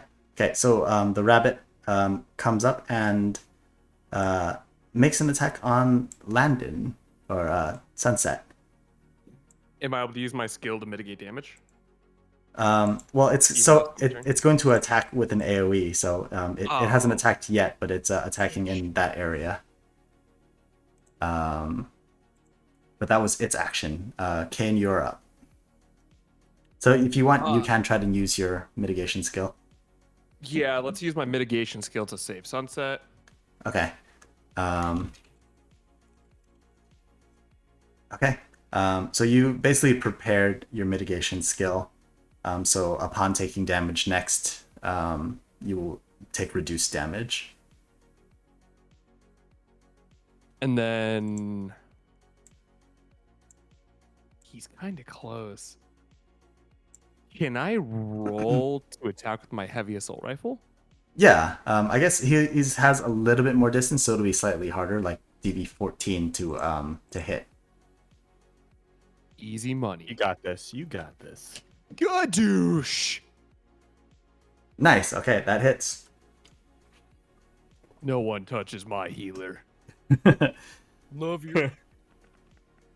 Let's go! All right, 13 damage to the rabbit. All right, it is Sunset's turn. All right. He's going to attack in that cone, right? Yep. I'm gonna move behind him. All right. All right. Yeah, you move behind him. Yay, moving. You still have one action. I'm gonna attack him. All right. Well, how are you attacking him? In-game skill, gun. I'm gonna use Fist. my gun. All right. So roll to hit. You're close enough that it's a DV 13 to hit. D10. Yeah, D10 plus, I guess would be your handgun skill. Oof. 3 plus your handgun skill. The bullets fly around the rabbit. Yeah. I tried. It's okay. Right. That's all right. It was a good try. Even point blank, I'll miss. Splinter, it's Splinter's turn. He'll go up to the fox, and he'll make a real world brawling on the fox. Ooh, all right. That's a 10 plus an 8. Okay, 18. Yeah, he definitely hits the fox. And his brawling skill, I think, was 3d6. He does 10 damage to the fox. Okay, it's the fox's turn, and it prepares an AOE on Splinter. Eve. Eve's turn. She takes a moment to ask you guys, what should I do? Use your big pointy stick and hit him with it. Wait, she's a Wait, dragoon, right? oh. So she used the jump skill where she attacks and then retreats. Okay. Ooh. Yeah, I guess she searches in her memory for the jump skill. And yeah, that will do, I guess, 2d6, and she's the DPS. She'll attack the rabbit. Wow, 9 damage. All right. 9 damage to the rabbit. And her skill causes her to jump back into her starting position. Nice. Oops. There we go. And that's all she can do. Turtles, you're up. I'm gonna run up to that fox and drop kick it. All right. All right. You take an action to move. Do you want to move behind the turtle or behind the fox outside of the AOE, or do you want to move into the AOE with your master, or what?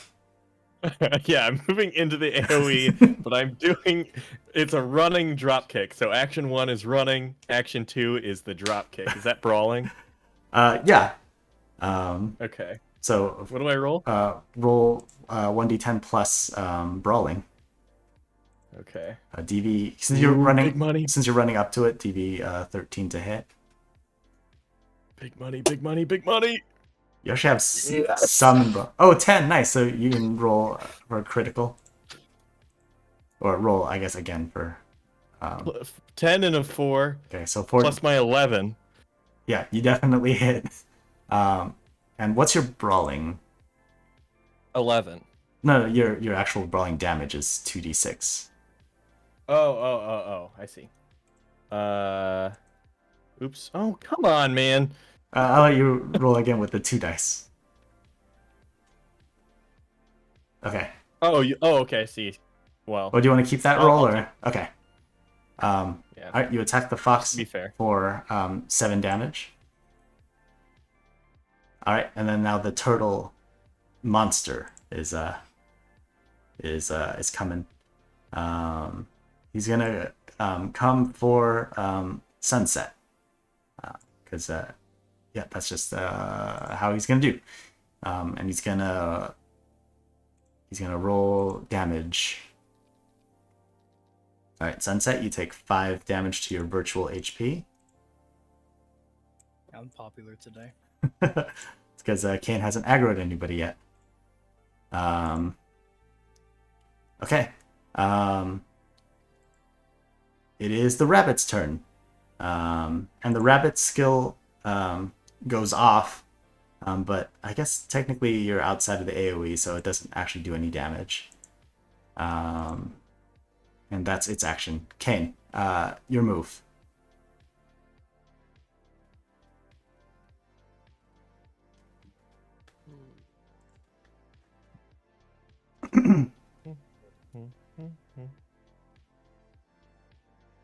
Nick?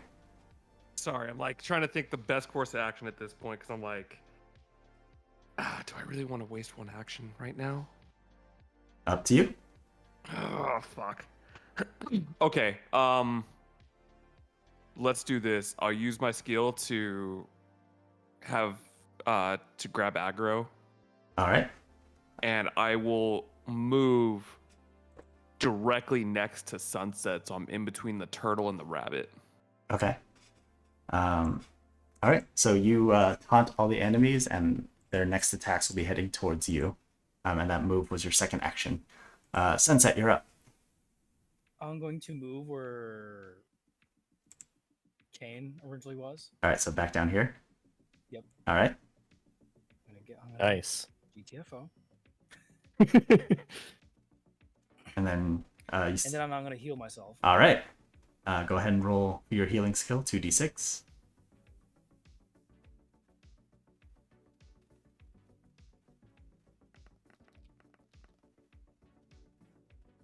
Nine. All right, nice. You feel, excuse me, you heal yourself to full HP.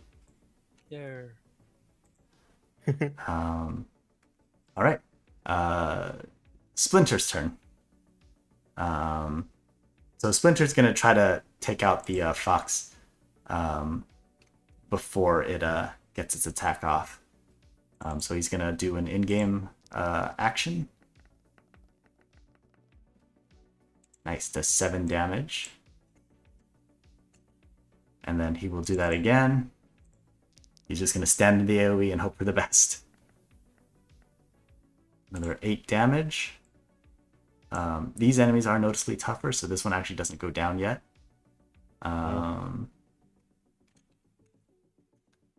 right, and it is actually the fox's turn. So now the fox's AoE goes off, and it will damage both turtles and Splinter.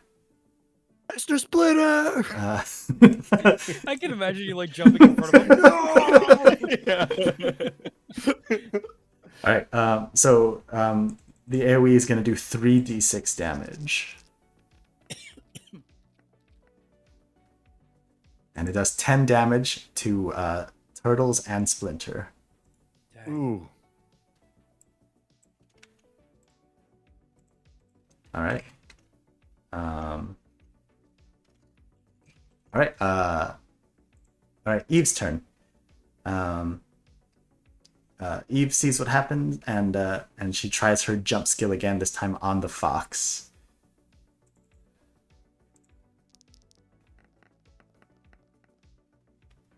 Oh, nice, and she does 9 damage to the fox.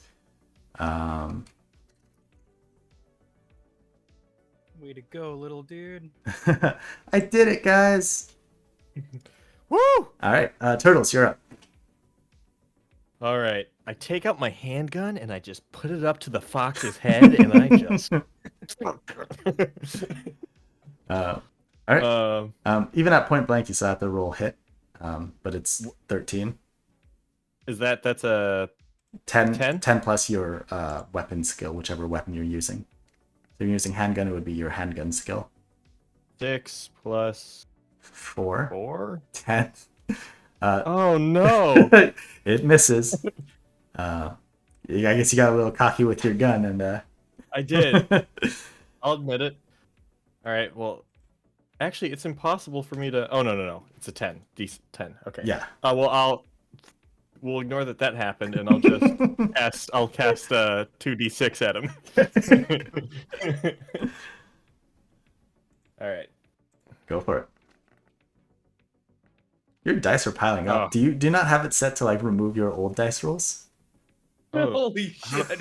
how do I set that? I don't see that on my screen. I think there should be a button that says like clear board or something. Wait, on my side, it's not showing any of his dice on my screen. Is that how it's supposed to be too?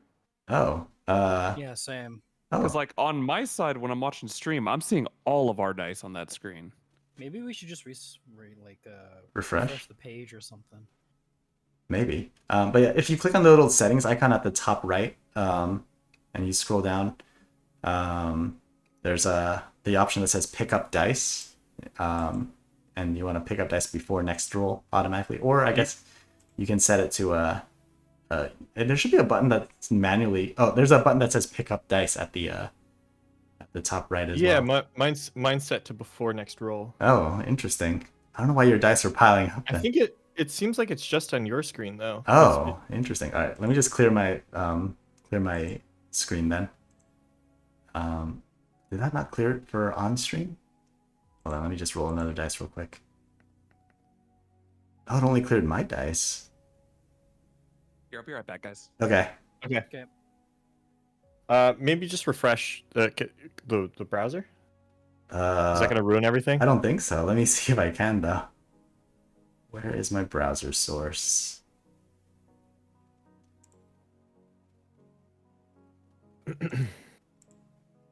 I'm imagining we're in like a dot hack. I know it's Final Fantasy 14, but since it's like this kind of dungeon, I imagine it's like in my head it looks like dot hack. Yeah, I mean, like it's like noticeably digital and not real. You're in like a fantasy kind of Yeah. thing, but it's like noticeably like a 3D model. Okay, looks like I cleared stuff. All right, thank you. Oh yeah. Well, welcome back. All right. All right. I believe it's the total monster's turn. So it will make an attack at Kane. Actually, it will start another AOE attack. Did my damage is calculated at the fox? Yeah. Okay, cool. All right. Yeah. So it's projecting another AOE.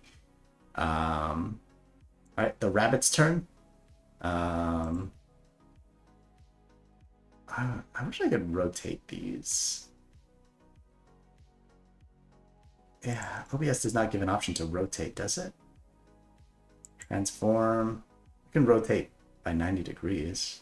Maybe that'll work. Okay. So the rabbit's going to make another... Oops. Transform. Alright, the rabbit's going to send out another AoE on Kane as well. So you've got 2 AoE stacked on you right now. That's nothing. Alright, Kane.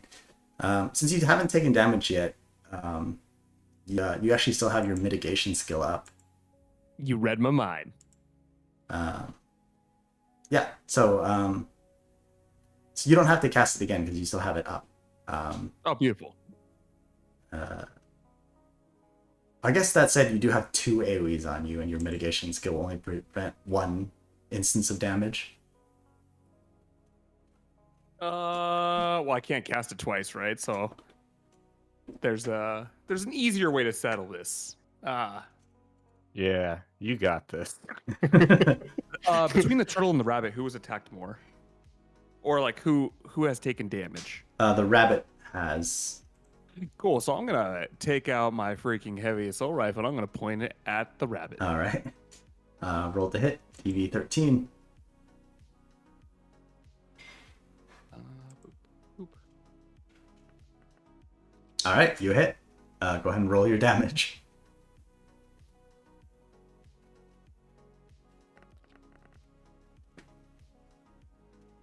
Awesome. 13. All right. All right, it is not downed yet. But you still have one action. That was only one action. I'm gonna do it again. All right. Roll to hit. 4. I think that just barely hits. Let's go. Roll damage. 10. Nice. Excuse me. All right. Sunset, your turn. Okay. I'm gonna attack the rabbit with my gun again. Okay. Yeah, you got enough distance. The difficulty will be 14. So roll d10 plus handgun. There we go. Nice. 9. Plus, what's your handgun skill? I forget. It's 4. Oh, so he... So he just barely misses. No. I'm gonna stop using my gun. I have to stop using my gun too. It's gonna be almost impossible for me Yeah. to hit. I put my gun next to the thing's head and I still missed. It's like the barrel went like whoop in the different direction, Yeah. and then you pulled the trigger. I don't think so. It's like, well, I guess because it's like a digital being, maybe it's like you missed his hitbox or whatever. Yeah. You still have one action. All right, just gonna use magic then. All right. You're gonna attack, or do you want to use your healing skills? Everyone looks fine, right? Turtles and splinters are down a little bit. Oh, I will heal turtles then. All right. 2d6s. Yep. 10. Nice. All right, you bring him back to full health. Ooh, that's feeling good. The exact number too. Yeah. All right. Splinter's turn. He's gonna make an in-game attack on the fox, and that eliminates the fox. Fox Dodo. Yeah. And he still has one action, so he's gonna take an action to move over to the turtle, but outside of the AoE. All right, Eve's turn.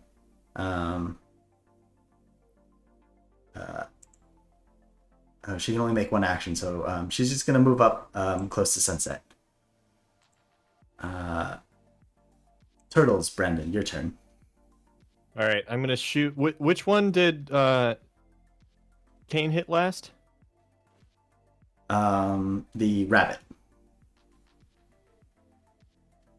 Okay, and it's not okay. And then I'll shoot my whatever my spell is at the rabbit. All right. 2d6. Yep.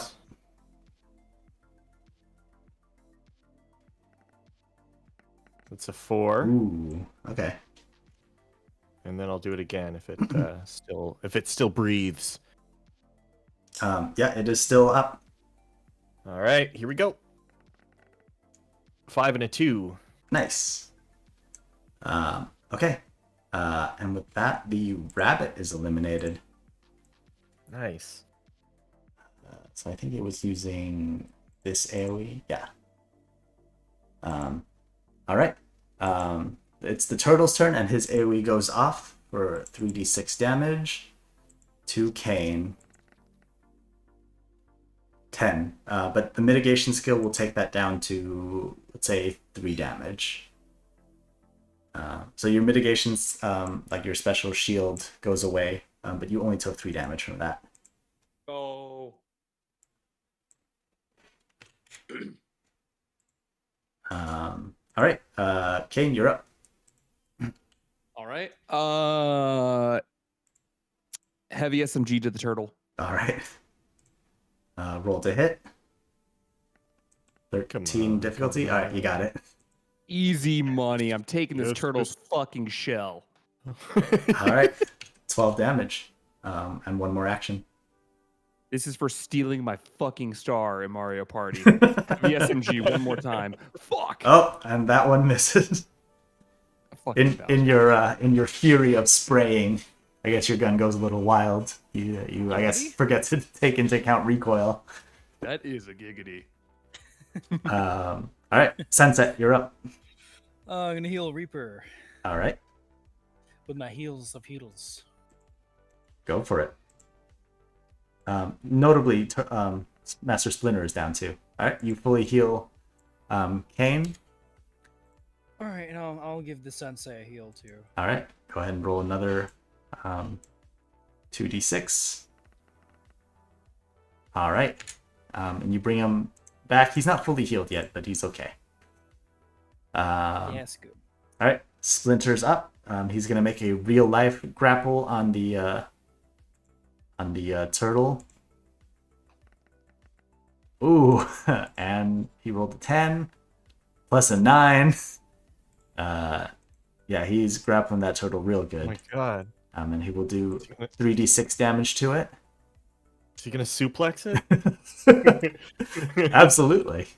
All right, he'll do 8 damage to it. And I guess for flavor, we will say that he does suplex the turtle. This old man runs over. Just suplexes this turtle. Have you guys seen that game Resident Evil 4? No, he grabs him and just throws him behind him, just in a suplex.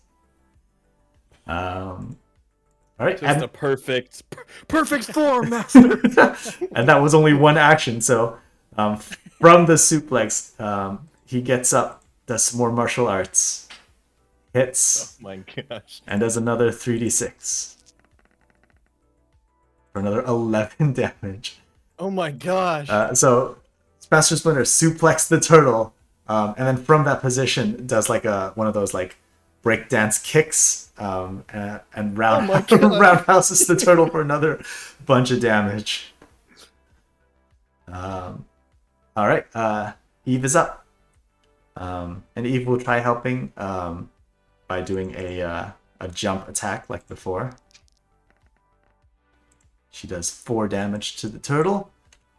Turtles, you're up. All right, I will.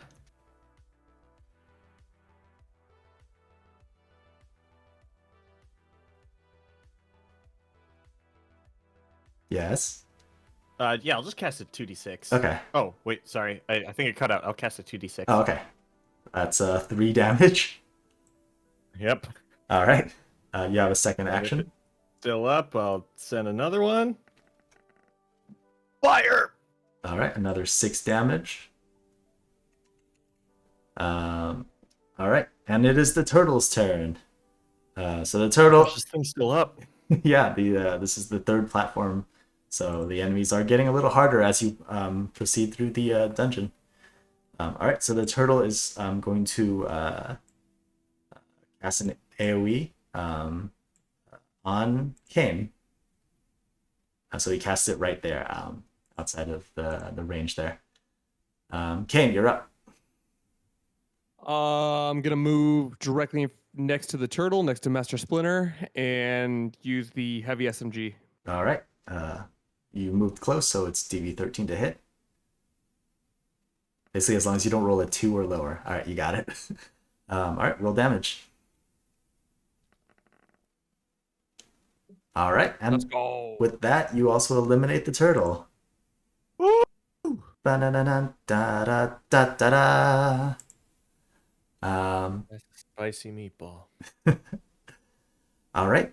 Hold on, let me see. Do I have any story stuff? I should have interwoven more story stuff in this battling. This is basically just a dungeon crawl right now. But I guess this is more just like learning your skills. All right, let me change the battle arena as we head up to the next floor. Well, you're getting Oh, a huge raid. Caldea Gurus, Moo, thank you so much for the raid. Welcome, welcome, raiders. We're the boys. We're playing some Cyberpunk. Let's go. Tabletop. Welcome, welcome. Welcome, Moo, and everybody. Hello, hello. If you don't know, I am Astra, one half of StarCrossed. I run this channel with my wife. But tonight it is me and my best friends, the boys, and we're playing some Cyberpunk Red. If you want to catch the VOD, this particular VOD is very good because we had a detailed story recap at the beginning of our adventures so far. Right now, they're in cyberspace in a facsimile of Final Fantasy XIV. All right, you guys ascend to the next floor of the dungeon.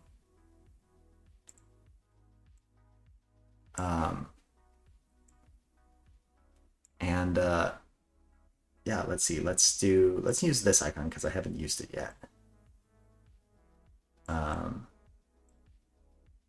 You see a giant bear, like an owl bear or something. It is a particularly big enemy. And let's roll initiative for it. I'll keep it hidden for now. All right. All right, and it will go first. So the first move it does is it casts a very, very wide AoE that's kind of covering the entire party. Oh my gosh. But that's all it does right now. King, you're up. Oh, good. Oh shit! I didn't realize that AOE was that large. I will say if you mitigate it, it will mitigate it for the whole party. See, I was thinking something else. So, is it possible death. to change the direction Um, of that AOE? yeah, I'd say as the tank, if you get its aggro, it will turn. And if I mitigate it, it'd be like everyone's taking like 5 damage or so. Okay. Fuck. I could make this a little bit easier on me. You know what? I'm gonna use an action. I'm gonna move directly to like that left corner next to the bear, All right. and then use my aggro skill. All right. So like back here, or there's like stream delay. Yeah, perfect. All right. You do that, and it will turn. Let's see. I can only turn this AoE like 90 degrees, but that should be fine. It's just like the game. Yeah, so it'll turn to face you.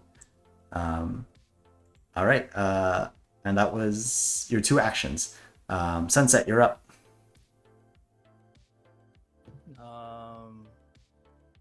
Does any of the party members need healing? Yeah, you see Master Splinter's HP bar is like slightly depleted. I'll go ahead and top them off, All right. Roll 2d6. as a good healer should. Dice are piling up again. Oh, I guess I gotta just refresh it every now and then. That's okay. All right. Splinter is fully healed, and you still have 1 action. Nice. I'm gonna go ahead and cast some magic. All right. That's 1d6 damage. Okay. Is that 4? That's a 4. All right. All right. Splinter's turn. So Splinter will go up, and we'll try to go behind the enemy. Wait, can you Can you do called shots as a melee? Let me check. Because if he does a called shot, he could potentially crit.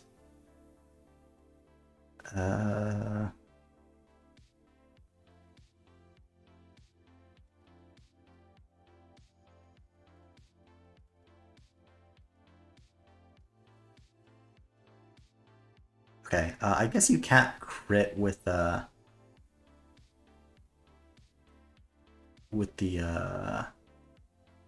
brawling moves.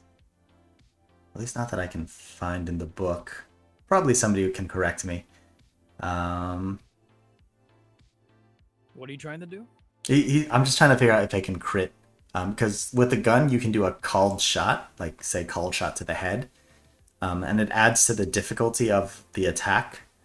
But if you manage to land it, it will do double damage. I guess he'll just do his normal skill, real life grapple skill.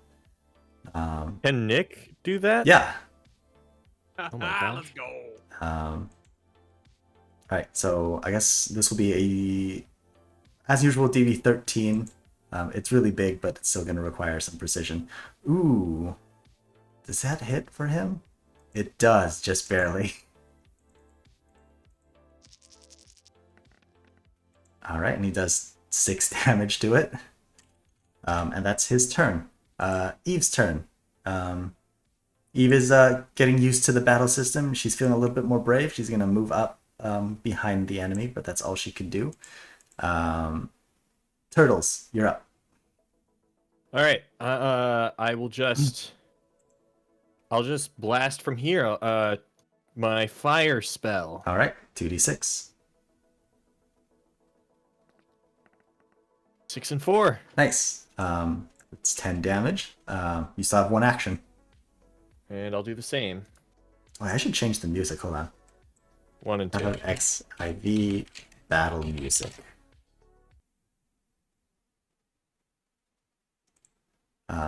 You did 3 damage. The second time. Okay. 13 total. All right.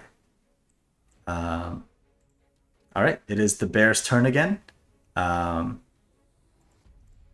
it rolls. Or it lets off its AoE, so it will do 4d6 damage. Oh, but it's against mitigated, so let's see, 16. So that will eliminate, or that will be mitigated down to 4. So Kane, you take 4 damage. And your special, your mitigation status is gone. And that's its turn. So Kane, you're up. Uh, The AoE should be gone now. Can I do that call my shot thing? Yeah. So calling shots adds, I think the rulebook says 8 difficulty. So you would have to roll a 21 to hit. Hold, never mind. Wait. You'd have to roll a 21, but what's your skill? What's your heavy weapon skill? I think his is at 10 right now. It's physically impossible for me to roll 20. Oh, is You still have luck yeah. points. You do. I forgot about luck points. I have 2. But it doesn't add 1. It lets you roll again. Yeah, it adds. Oh! Yeah, it adds another dice to roll. I forgot Fuck about it, that. Let's do that. All right, I'll call my shot. All right, 21 to hit. All right. So does that mean I roll 2 d10s? 2d10s and add them up. And my heavy weapon Ooh, skill right fingers now crossed. is, 10, so you'd have to roll 11 or higher. oh man, that's fucking easy, baby. Let's go. Oh, are you kidding?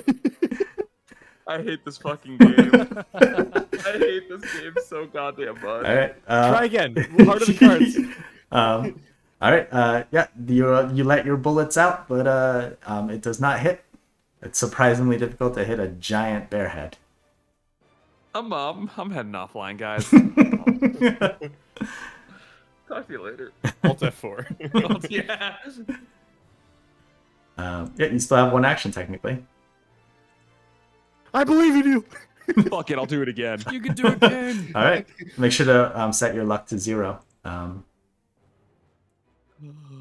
fuck. Come on. This will be big damage. 21. All right, I need an 11. All right. Yep. Easy money. Easy fucking money. Are you fucking with me? All right. Yeah, that's unfortunate. All right. So yeah, you let off your shots into the air, trying to aim at the bear's head. But yeah, it's difficult because I guess it's so big. And it's hard to kind of identify the hitbox of this giant creature. Damn it, Square-Enix. Sunset, you're up. I'm gonna heal Kane. All right. Go ahead and roll. 4. All right. Yeah, that brings him just up to full. Woot. All right.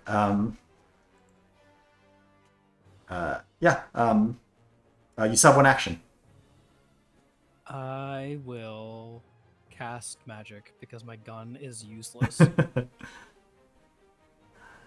All right. Go ahead and do 1d6. All right. That's 3 damage. All right. Splinter's turn. All right. Splinter's going to. Is he gonna suplex the bear? Do monks have a buffing skill? I don't remember. For like other people? Yeah. Man, what was it? They I think it was like Fist of Mantra or just Mantra, I think. Okay. You know what? He's gonna use a debuff skill on the bear. And this will take the bear's hit down a little bit by, let's say it takes it down to -3. So any hit attempt that you make, like say it's DV13 to hit, it will instead be DV10. And then he'll just make a in-game attack on it. And does 7 damage. All right, Eve's turn. Eve is gonna make an in-game attack as well for another 6 damage. And Turtles, it's your turn. All right. I will just keep blasting. Fire. All right. 6 + 1. All right, that's yeah, that's 7. And a 4 + 2. Nice, another 6. Okay. All right, it is the big bear's turn.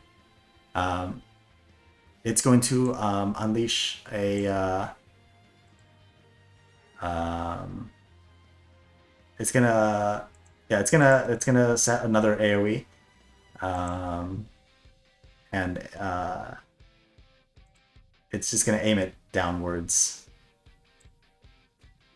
All right, Kane, you're up. Well, guys, I wonder if I should call my shot again, but I'm not going to. Well- I'm just going to shoot this fucking bear in the face with my Well, heavy. Master Splinter did debuff the bear so that a called shot would be 18 rather than 21. Have you seen my luck? You would have to get a. You'd have to roll just an 8 or higher. Oh, just an 8?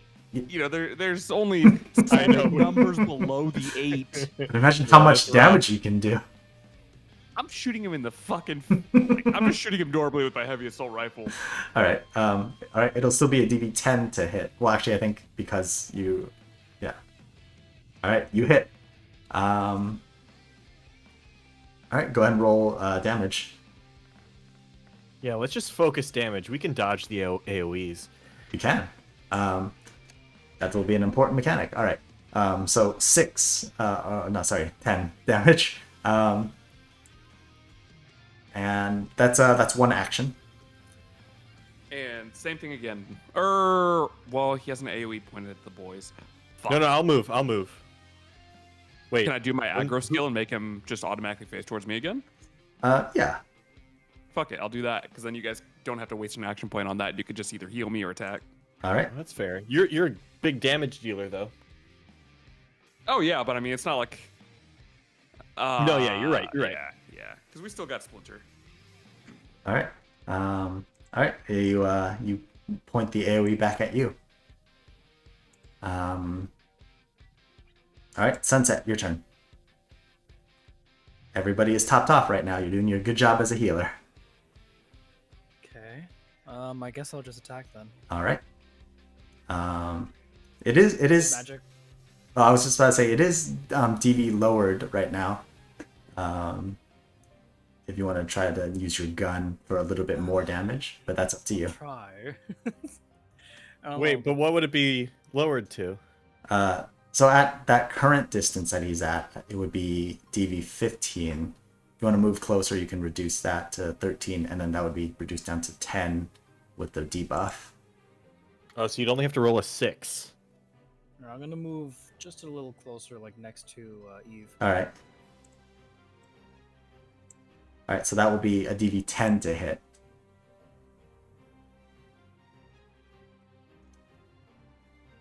One D10. Yeah, and then plus your gun skill.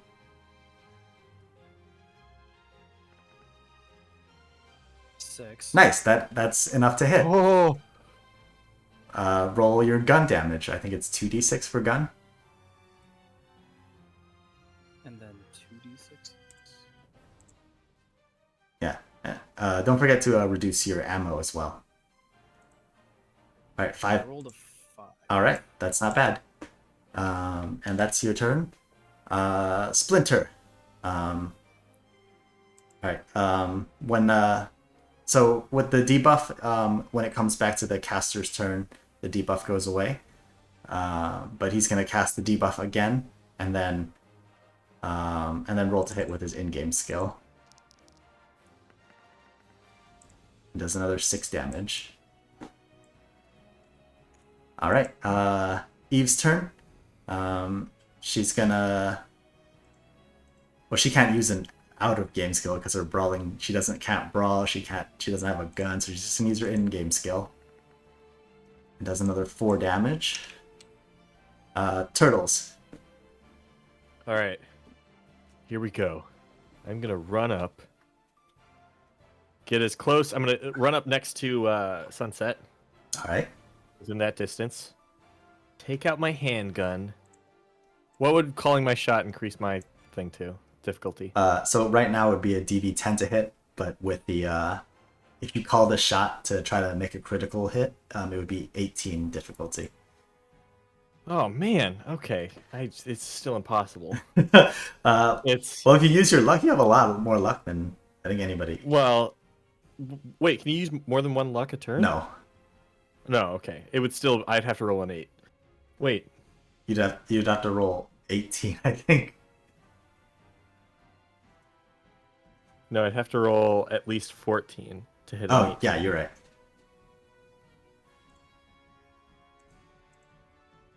Not worth it. Not worth it.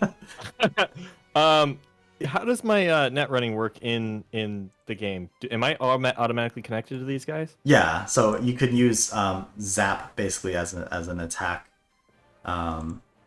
which would do whatever your Zap damage is. Let me check on that. 5 is my interface. Net running.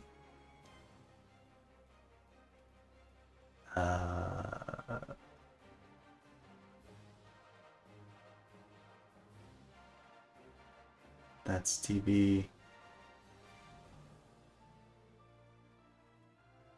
Oh, I guess Zap would just do 1d10, 1d6, sorry. Oh, But I guess since you're in like a special condition, You know what? Actually, Can I actually? because of the way Zap would work in like real net running, it causes a program to slow down. So I'd say that it will do 1d6 damage, but it will also cause the bear to slow down, like as if it was a debuff. Oh, cool. Okay. And I'm sorry. I did this. You know what? I'm gonna commit. Never mind. Never mind. Yeah. Okay. So I'll do zap. That's a 1d6. Yeah, Zap you still have to roll for hit. Ooh. Okay. And that's a 1d10. Yeah, but plus interface rather than plus your whatever damage. But it is only a 10 to hit right now, so All right. We'll see. you have Here we to roll go. a 5 or higher. You did it. It's a 9. All right. Okay. And then I'll do my d6. That's a 1. All right. But I'm slowing him down. Yeah, you did basically apply a second debuff to him. That will make hitting him a little easier. So let's take him down to another 6 off that hit. So now it's a DV. Where it was 13 before, now would be 7. All right. All right. It is the bear's turn, and it lets off its AOE. And we'll do 4d6 damage to Kane. But you did mitigate. You did cast the mitigation, so let's see. Oops.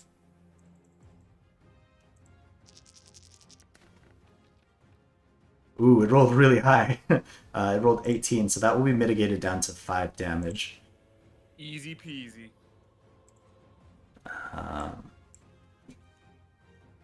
All right. And it is Kane's turn. You know, we have a couple options at our disposal, boys. Duh. One of them is that we just shoot this thing in the fucking face. So I'm gonna use my heavy assault rifle. Ooh, that's okay. That hits because it's debuffed. I hate it here. All right. All right. You still have one action though. Same thing, baby. Nice. Ooh. Oh, roll again, I guess. Oh man. All right. I mean, that definitely hits.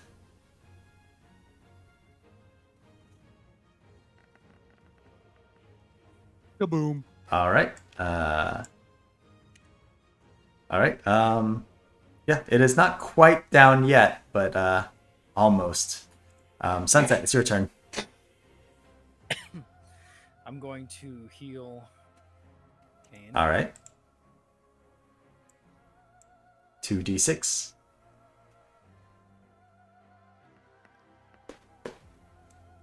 Ooh, okay. That brings him up to 49. Do you want to attack the bear? Yeah, I'll try my gun again. All right. It's only DV7 to hit, so you only have to roll a 3 or higher. Ooh. Oh my god. All right. Go ahead and roll damage from your gun. Another D10? No, that's I think your gun is 3d6 or 2d6. Oh, it's a medium pistol, 2d6. Okay. 9. Nice. All right. And with that, the bear shatters into digital shards. Let's go! It is eliminated. You're a hack. All You're weak. right. Let's assume that you probably heal up between battles as well. So you would heal Kane back up to 50. Let me move your guys' sprites as we move up to the second platform on this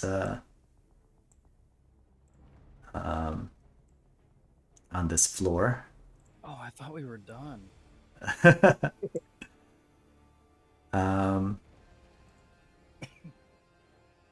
Yeah, all right.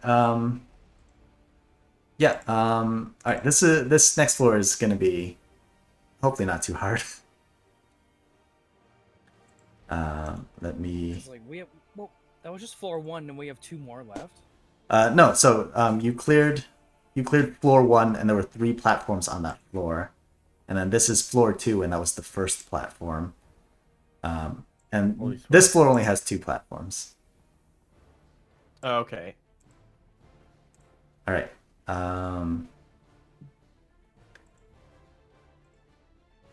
Let's use this icon. All right.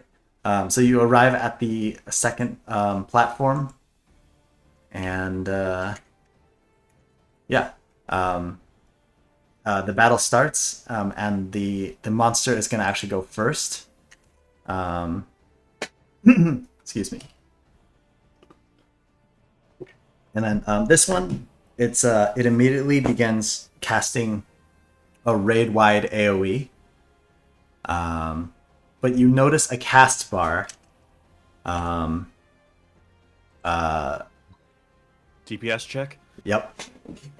Yeah, the cast bar looks like it maybe goes about. Well, it'll start at 0, obviously. Yeah,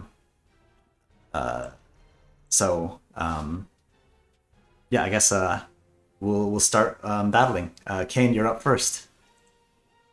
Okay. Actually, I guess this enemy would be like in the middle of the arena. Question. Yeah.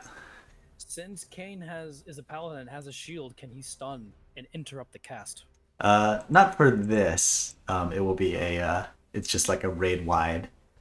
This is as Turtle says, just the DPS check. Okay. Gotta make sure you're ready for the final boss on the next floor.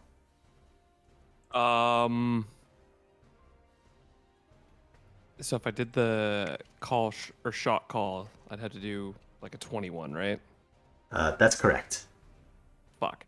Okay, well, If we debuff him first, though, Yeah. that'll be an option later, probably. Yep. true. I'll do the heavy SM. He's already directly in front of us, so Yeah. I'll do heavy SMG. All right. Roll to hit first. All right. Plus your 10, that's DV13 to hit, so that's fine. That hits. Damn. All right. Good first action. You still have another action. Same thing. All right. Roll to hit. Nice. That hits. Fuck. Oh my gosh. I just realized something. What? We have a nuclear bomb on our team. We'll save her for the final boss, but I only just remembered that. All right. Sunset, you're up.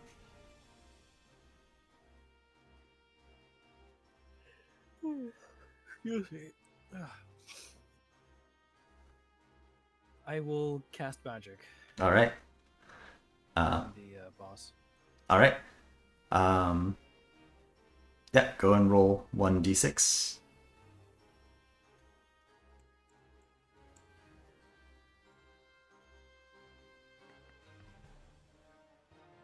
All right. Yay. I will do it again.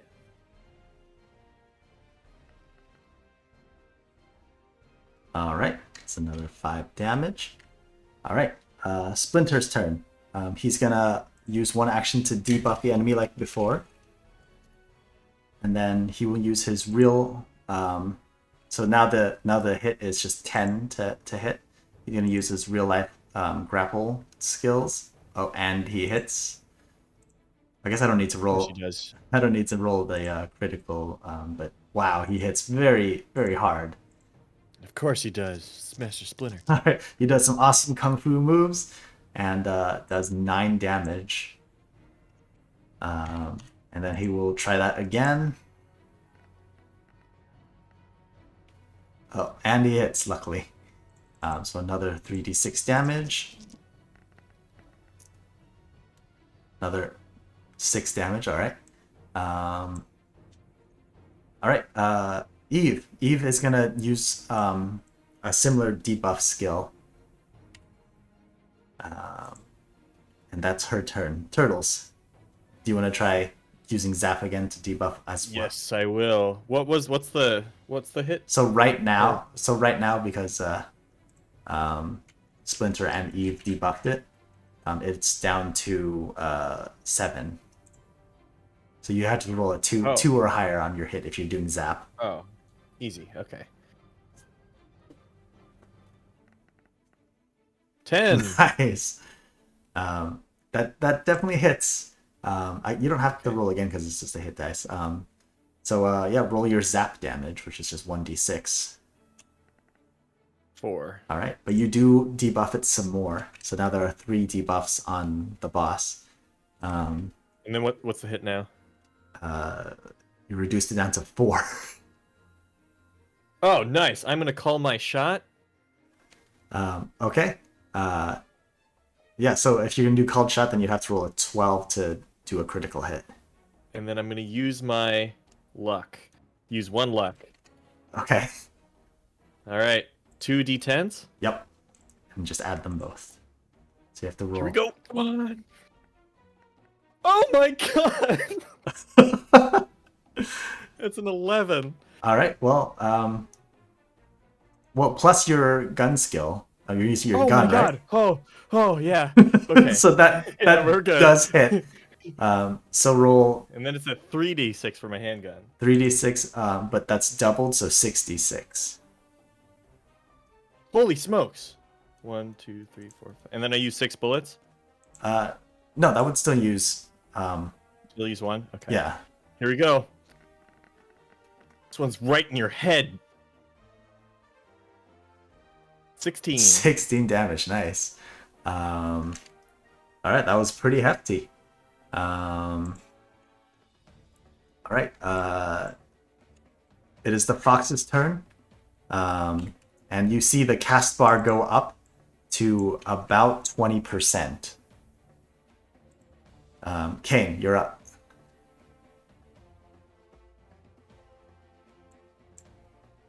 You know what? Since he's debuffed, what's the call your shot? Is it still 18? So it would normally be Wow. it would be normally 21 minus 9, which would be 12. 12. So I'd have to roll. With your gun skill, you'd have to roll 2 or higher. You could Oh, do it. fuck Oh my it, let's gosh, do you're gonna it. kill Let's this do thing. it. You're gonna blast it to pieces. Let's do it. So 1d10, right? With my heavy assault rifle? Yep. Easy money, baby. Why did my screen just go black? Oh my god, Oh! you fucking You- Oh my god. You fumbled. All right, so roll again and subtract that from your gun skill. Oh no. Okay, well that's fine. That means you only. Oh yeah, that's a good thing actually. Yeah. So Okay, so can I technically call my shot again and then I'd have to roll at least a 3 or higher? so your first shot just straight misses, but you could you can try again. It would still be 2 or higher. Okay, beautiful. You got this, man. Oh, there we go. There we go.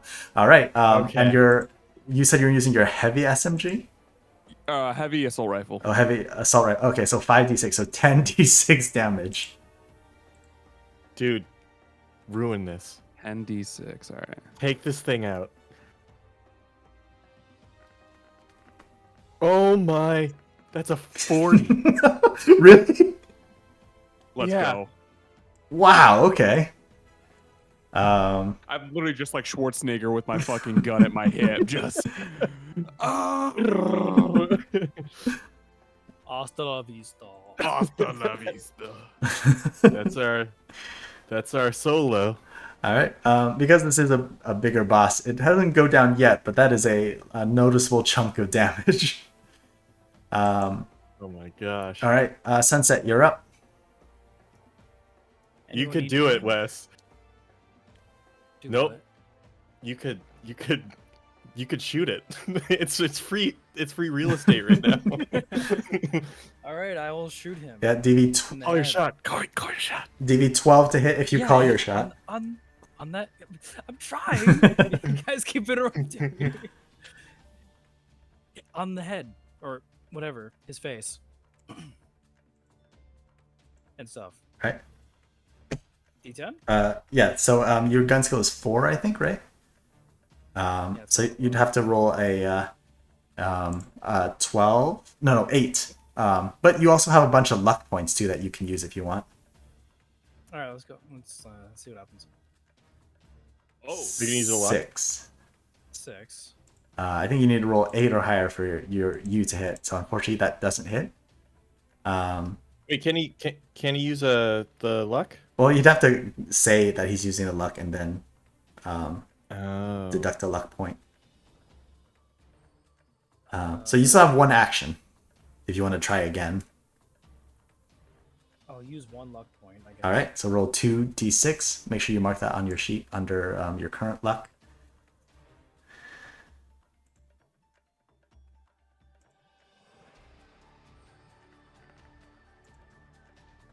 Damn. Nice, that hits. So your gun does 2d6, so roll 4d6 damage. 4 of them. Yep. Okay.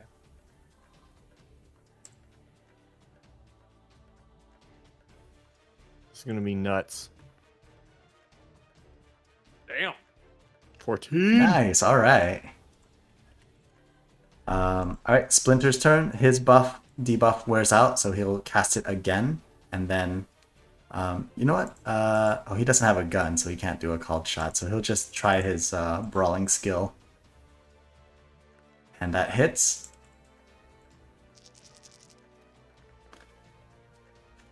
For 5 damage. It's hard to hit a giant monster.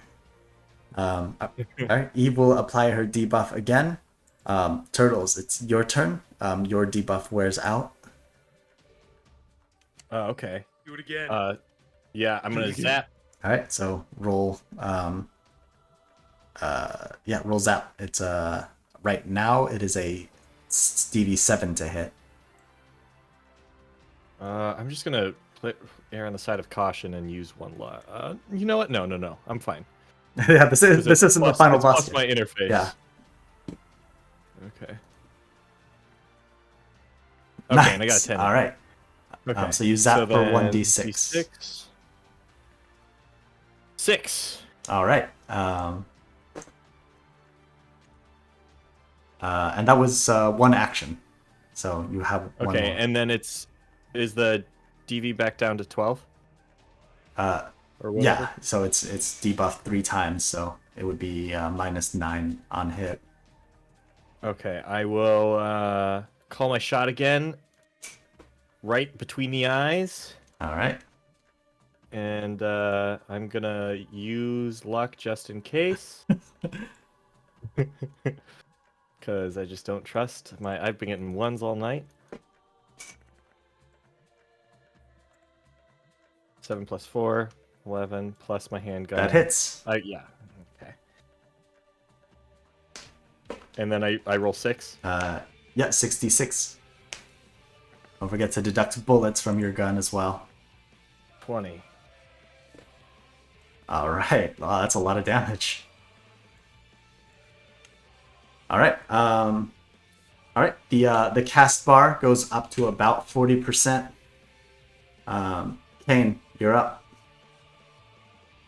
So if I do the call my shot, is it still 3, or has it changed? No, he has the 3 debuffs again from the 3 party members. So it is for you. It would be a 2 or higher. Oh, fuck yeah! All right, let's do that, baby. All right. With my heavy assault rifle. Let's go. All right. Roll your damage. I think that's 10d6. All right, I'll take it.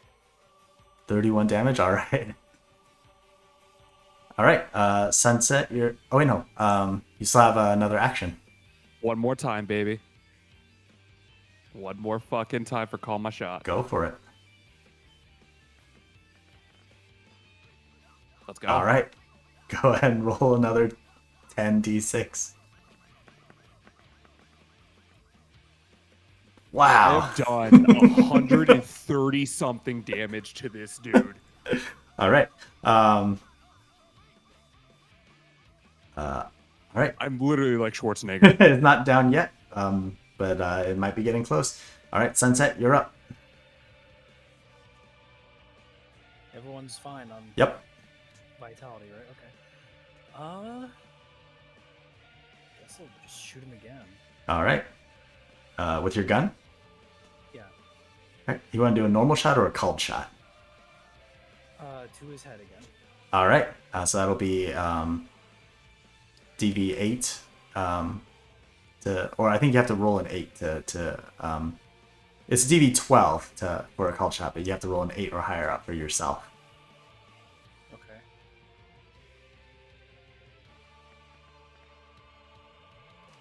You did it! Holy shit. There we go. All right, 4d6 damage. Dang. Okay.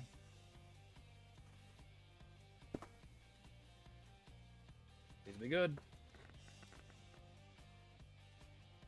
Oh, come on, dude. That's right. Because of all the damage it actually took already, it was actually and that's enough to take it out. Let's go. Yeah. Nice. You didn't even have to use a luck. Yeah, that was an awesome final shot. All right. That was it for that floor. You cleared that floor, and we're heading up to the final floor. So as you approach the final floor, let me get my thing up for this.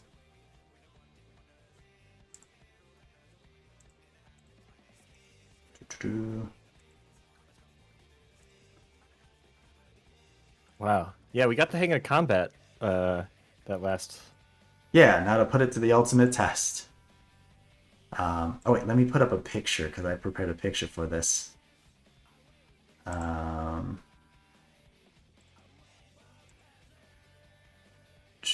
Okay, so as you approach the final floor, you come upon a giant black dragon.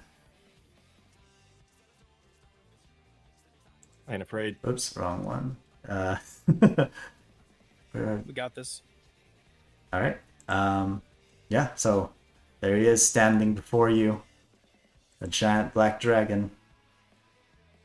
All right, there's the battlefield. There's the dragon icon. All right, and Splinter points out that this dragon is actually a black ice program, which makes it particularly susceptible to Netrunner attacks. So, yeah. Okay. Um, Okay. Yeah. You guys start the battle, or do you want to do anything before we begin? Just a little talk amongst the boys. Or so I realized last time that we've got Eve, and she can blow stuff up with her mind on the internet. But I was just thinking, and maybe this is metagaming a little. If we do that, if her thing like shuts down the entire stuff. So would she shut down the game if she did that? Excuse me. Not necessarily. Like, she didn't necessarily shut down the stuff. She just, greatly had a much greater effect than anticipated. Okay. Like at the Marriott, it was that she took down, instead of just one firewall, all the firewalls. Okay. Can we toss her like a literal nuke? I guess if you want to invoke her power, she can use it. It'll just cause her to faint.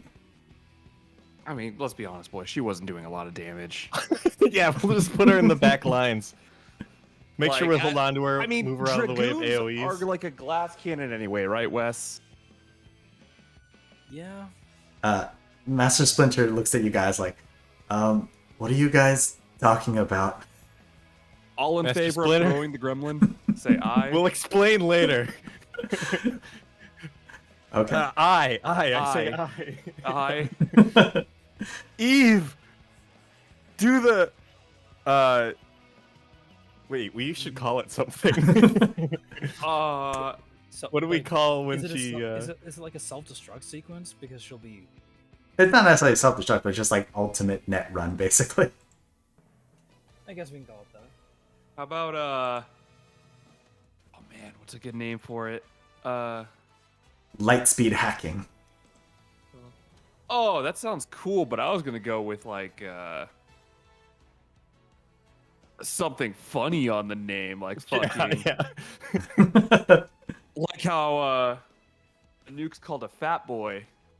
I don't know. I got Pancake nothing. him. Pancake him, yes. Well, the previously discussed at Raven's house, we called what Eve does. We called it the pancake. All right. Wait, I have an idea. Okay. So wait, she'll faint right after we toss her. That's correct. Call it the Miss. Chunky, The chunky. and then there's Chunky. He's dead. The chunky monkey. Eve, initiate the chunky. The explosion is. Okay, so do you want to basically just use her to take out the dragon immediately? Oh, is that an option? Is that what it would do? I mean, you basically just decide what she does, and she will do it to like the furthest extent. Yeah, eliminate this thing. All right. Take care of our lightweight, Eve. Just go for it. Okay. Can somebody catch me?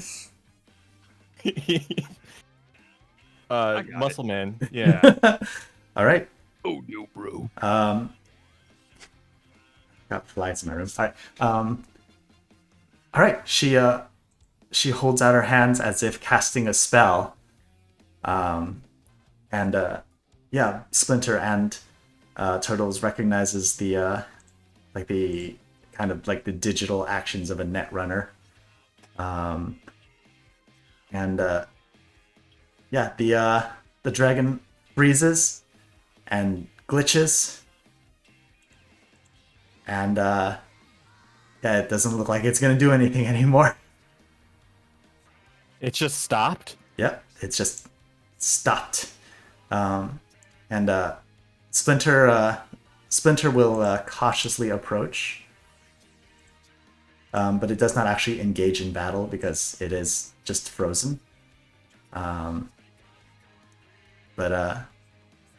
Yeah. Let's see. So he did identify it as a Black Dragon Ice program. Splinter's going to take a moment to try to copy the program onto his cyber deck. And as that happens, hold on.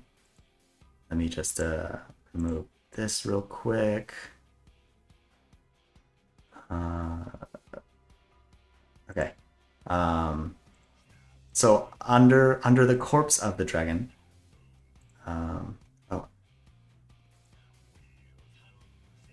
Under the corpse of the dragon, you see a little figure arise.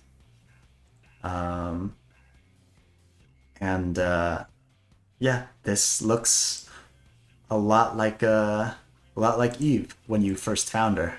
It's a little bald figure, dressed in like a broken straitjacket. And unfortunately, Eve is now unconscious. Oh. Well, that's all right. That's all right, actually.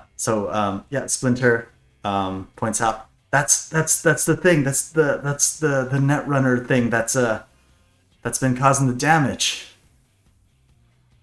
And it's unconscious? No, it is just standing there menacingly. Oh. What's your name? It doesn't say anything. But it also holds out its hands like Eve was doing earlier, and makes an attack on Splinter. Oh.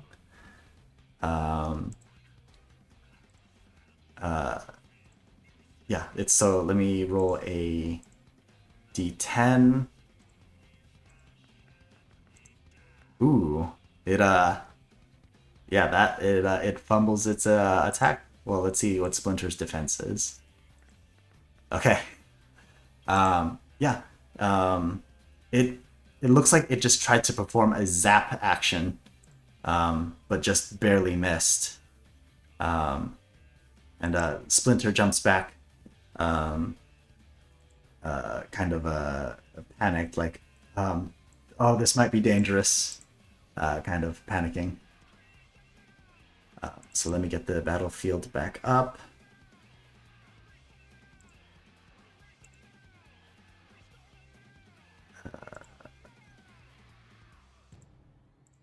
There we go. Yeah, so, your special HP bars are gone, as if this isn't like a net game battle anymore. And yeah, this figure stands before you. Oh my gosh. I guess let's roll initiative again. And I will It roll. was too early. I'll We used the secret weapon too early. I'll roll initiative for this thing as well.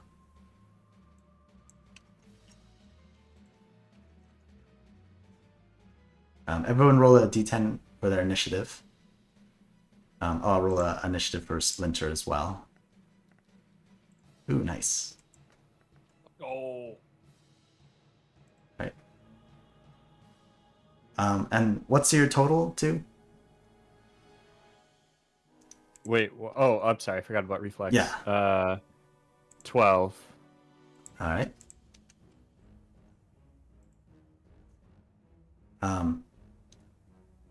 Nick, did you roll?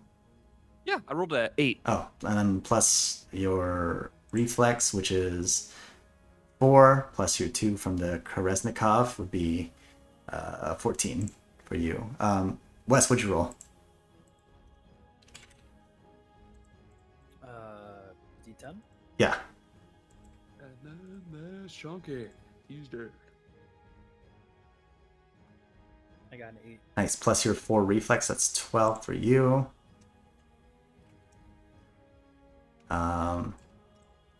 This is for dodging the explosion. No. This is a new battle. All right, Kane, you're up. Okay. I sent a message in Discord. Oh. Okay. That's fine. This should not take too long. So is this to fight it or? Yeah, you can fight it. You can try to approach it. Right now, it's just standing there. You said it put its hand out, right? Yeah. Can I move up and put my hand with its hand? Oh, that's right. They interface by touching. I'd be careful though. Go for it. Yeah, you approach it cautiously, and you want to try to touch it to interface. Yeah. All right. There's a fly flying around my room. All right. Upon touching it, you feel something similar to how Eve interfaces with you when she touches you.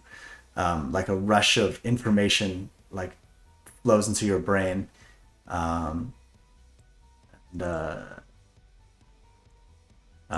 Yeah, but this one is not so nice, and it'll cause some damage from doing this. So you will take. You're gonna take some actual damage. It will zap you for 2d6 damage.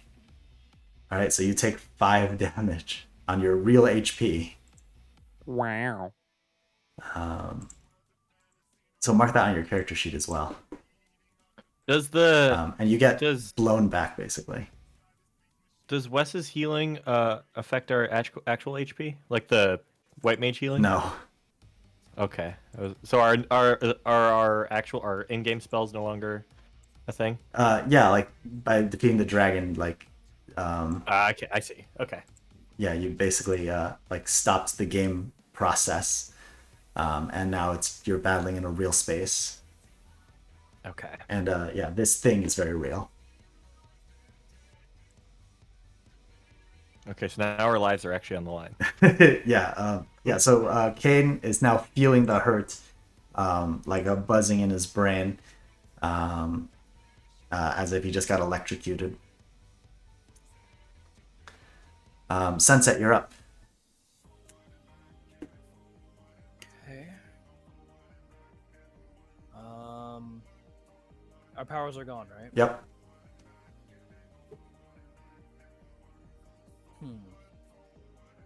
I'm kind of useless now. I guess I'll stand in front of Master Splinter. Okay. All right, you're gonna move up in front of Master Splinter. Yeah. All right. And nothing else? And I will use my gun. All right. All right, it is a small figure. So it is going to be a little difficult to hit. Let's say DV 15 to hit. Which I don't know if you can hit with your gun skill. Probably not. Nope. All right, Turtles, you're up.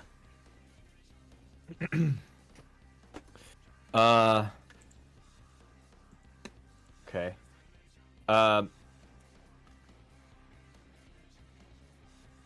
Okay, I'll run up next to. No. I can. I'll net run. I will.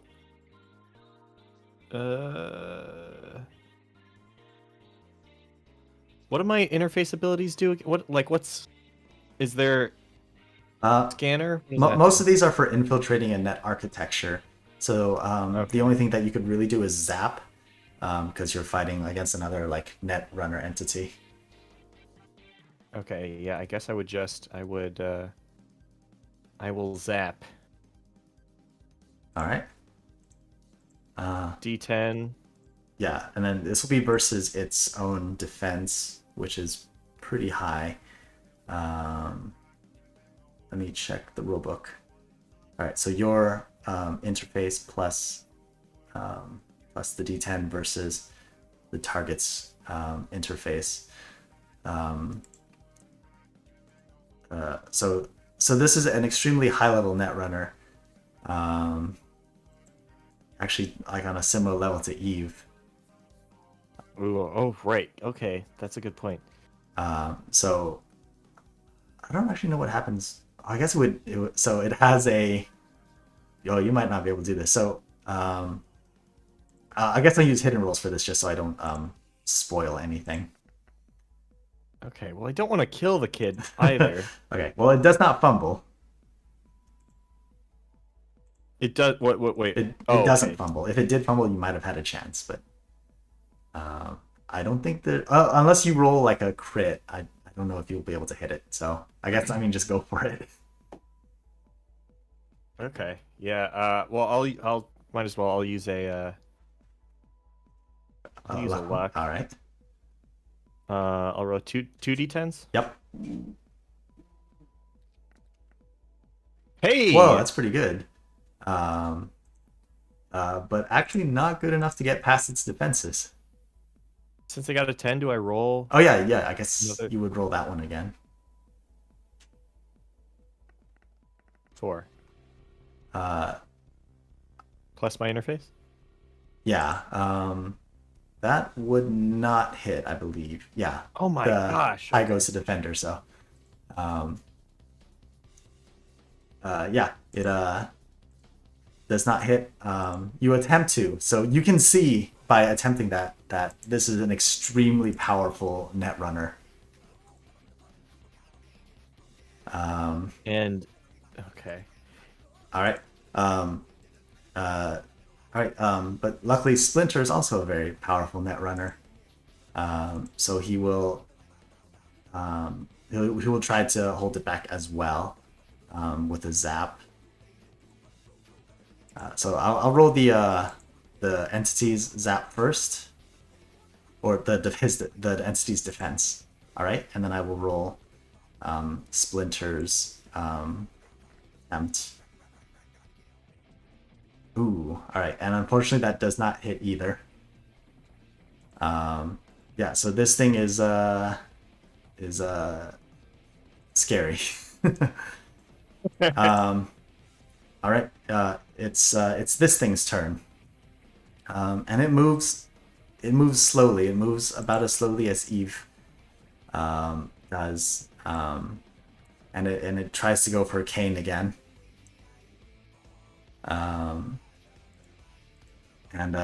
Yeah, I guess it will make an attack. Nick, try to roll to defend. Ooh, actually, it actually fumbled. So you might have a chance. E10? Yeah. Easy money, baby. Fuck. Okay. Yeah, unfortunately that's not good enough to defend. So it will zap again for 1d6.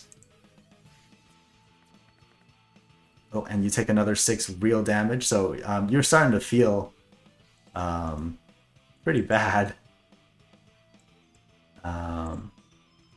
It's but a scratch.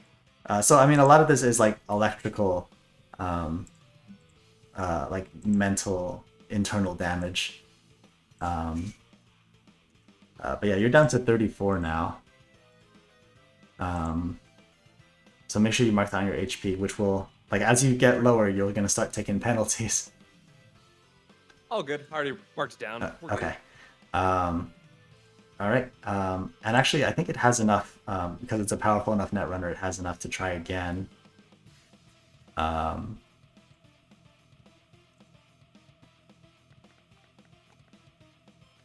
right. I don't think you can defend against this. Go ahead and try to roll just to see if you crit.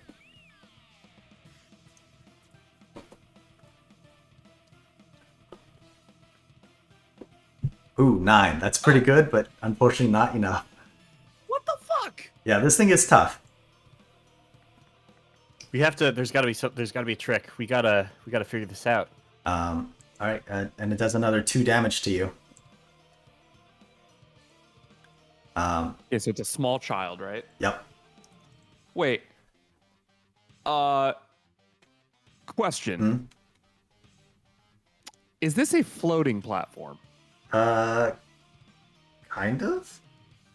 Let's say yeah. It's a. It would be like a floating platform. You know, try to like push it off the edge. The fact that you suggested that leads me to believe you know me a little too well. Is it possible? I'd say at the very least you could try putting it in a grapple. Basically, as long as you don't touch its hands. That's easy though. You're talking to someone who did jujitsu. I think your grapple skill is very high, so you could certainly certainly do that. Where is my grapple? I think it would be a brawling roll. Brawl.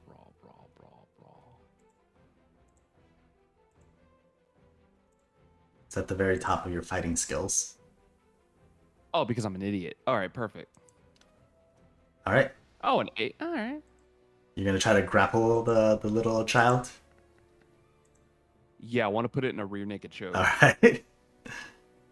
All right. It rolled its defense. Go ahead and roll to see if you can successfully grapple it. All right. Plus your 8 in grapple, I think. Yeah. Yep. That's successful. You put it in a grapple. Now, now the real question is, where do we go from here, boys? Because I could choke out a small child. I don't mind doing that.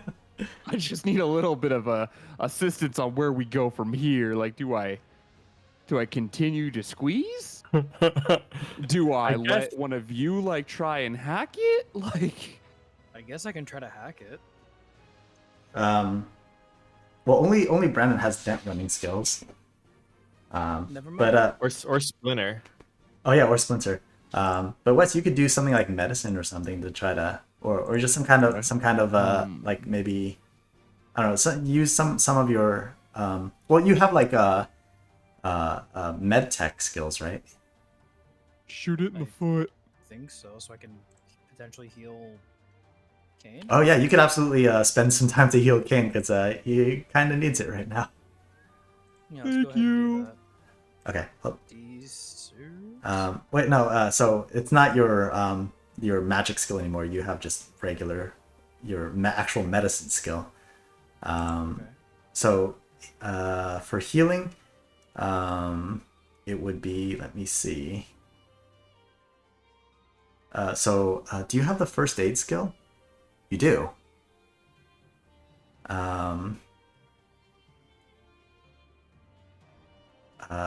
Let me see.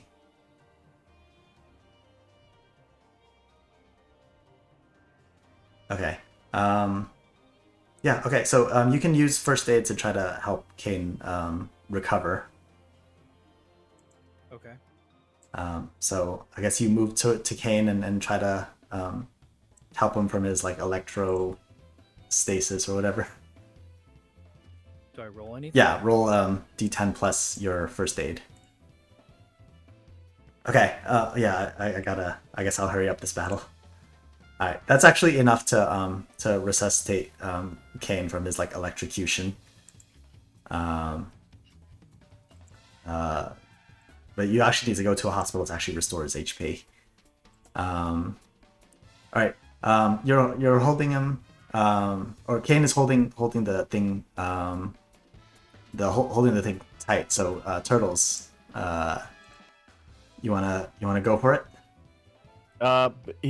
Is there's no way I can... Wait, can I just hack into him? You can try, yeah.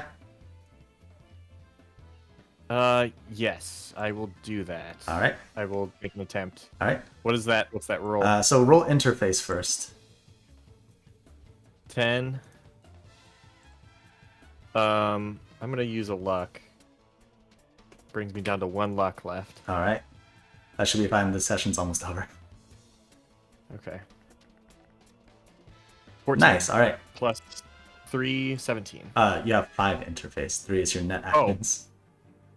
Oh, cool. Okay. Okay. So yeah, you interface with this thing, and it looks a lot like so inside its architecture, it looks a lot like Eve. But you notice that it does not have the Militech firewall. And also that if you do a diagnostic scan, the similar value that shows on Eve, it's showing as 0 on this thing. So it can't do a shutdown, or it can't do chunky. Not So at least I can assume. well, not necessarily. Okay. What did we deduce that did we deduce what the gauge meant in Eve? Not yet. No. Okay. But the fact should have asked for that that. this is at 0 might be a hint.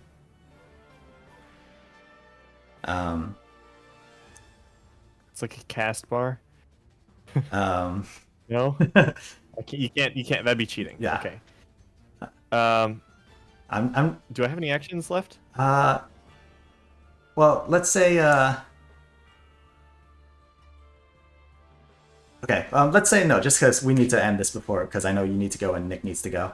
Okay. All Okay. right. Splinter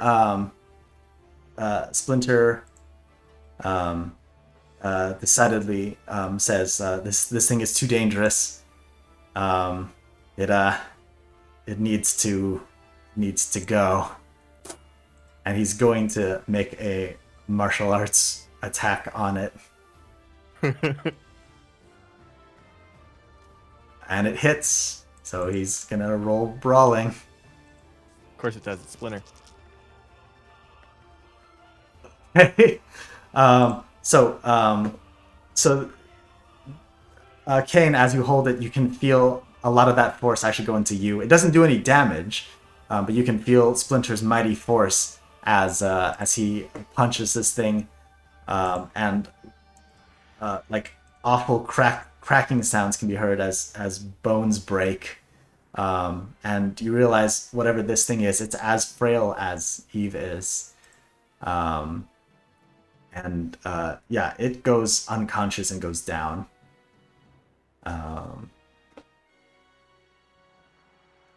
Yeah.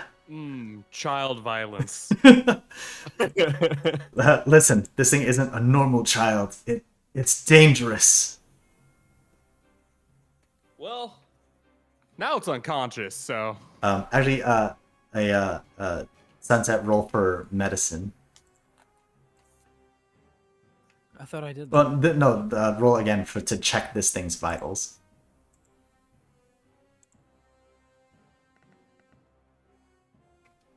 Okay. Plus your medicine. What's your medicine? I guess it would be your med tech skill. Or paramedic? I'm not sure. Anyway, that's enough to tell that this thing might have actually sustained enough internal damage to die. Oh! Yeah, it's a frail little thing. And yeah. Brendan, Turtles, you're still interfaced with it. And you see a in the interface that a self-destruct program has been initiated, and it is counting down. What's it starting at? Let's say maybe. Oh, I'm trying to think. How dramatic can I make this? Let's say it's gonna go off in about 5 minutes. Guys, I've got some bad news. Well, this was a floating platform, if you catch my drift. But we're in virtual space right now, right? Am I wrong about that? The Splinter says, "Oh, because we've defeated the dragon, we can actually jack out now. We should." Okay, but we don't know where this thing is in real life. No, but it's probably unconscious. Yeah. But at this point, I don't know if you have time to figure that out.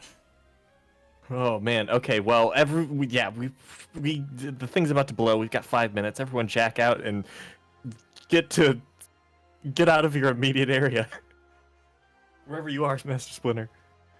Okay. I'll meet you guys outside. We better get out of this building now. Oh, let's grab Eve. Get the headset off. Yep. All right. So yeah, everybody gathers in a party and starts making their way back out of the building. Where's the map? Oops. Here we go. Yeah, you make your way out of the building. I'm just gonna speed up to the end just because it's getting late. I didn't think this would take that long. I think I used this one. I don't remember. That's okay. You get outside the building. What do you want to do? Do you want to wait out here? Do you want to just get as far away as possible? What do you want to do? Pile into the car.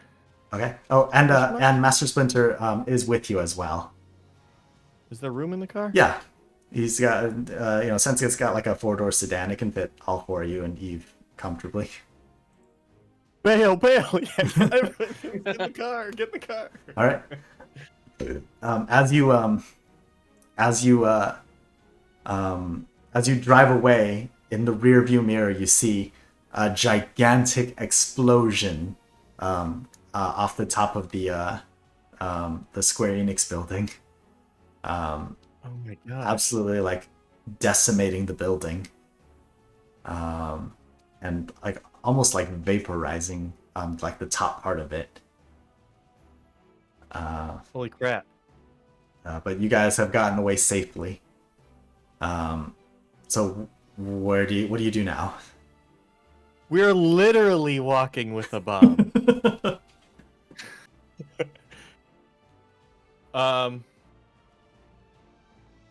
Cliffhanger? Wait, we have Eve and the other. Yeah, you have No, no, no, no, no. no. You just have Eve with you. Yeah, the other child thing just blew up. But if that thing can blow up, Eve can blow up. And I'm just gonna, of all the options that countdown bar is, self-destruct is one of them. Is now on the list of things it could possibly be. So let's keep that in mind. Yeah. I guess yeah, let's find a place to end. So where do you guys want to go now? You can't go back to Raven's house. I don't know if you want to find a hotel to stay at, or if you want to just maybe park somewhere safe, or I don't know Yeah, about you guys, but I'm feeling parched. where are you thinking of going? You guys want to go to fucking dive? 8-11? Yes, Get a because I am Slurpee? also from California and know what that is. Oh, an 8-11. Okay, never mind. I get it. Yes, I do. Let's get a Slurpee. All right. I guess I heard that they have a Coca-Cola one. Yes. you see trauma team and ambulances and firefighters in their flying vehicles head towards the Square-Enix building as you all pull into a gas station, an 8-11, and yeah, I don't know. Do you want to just park in the back, or Yeah, we'll just park on the side. okay?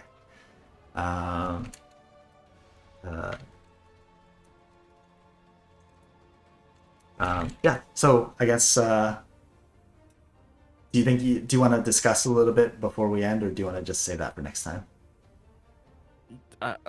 Could we cliffhanger here? Yeah. I have to. Okay. Okay. Yeah. No, I did not mean for it to go this long. It's alright.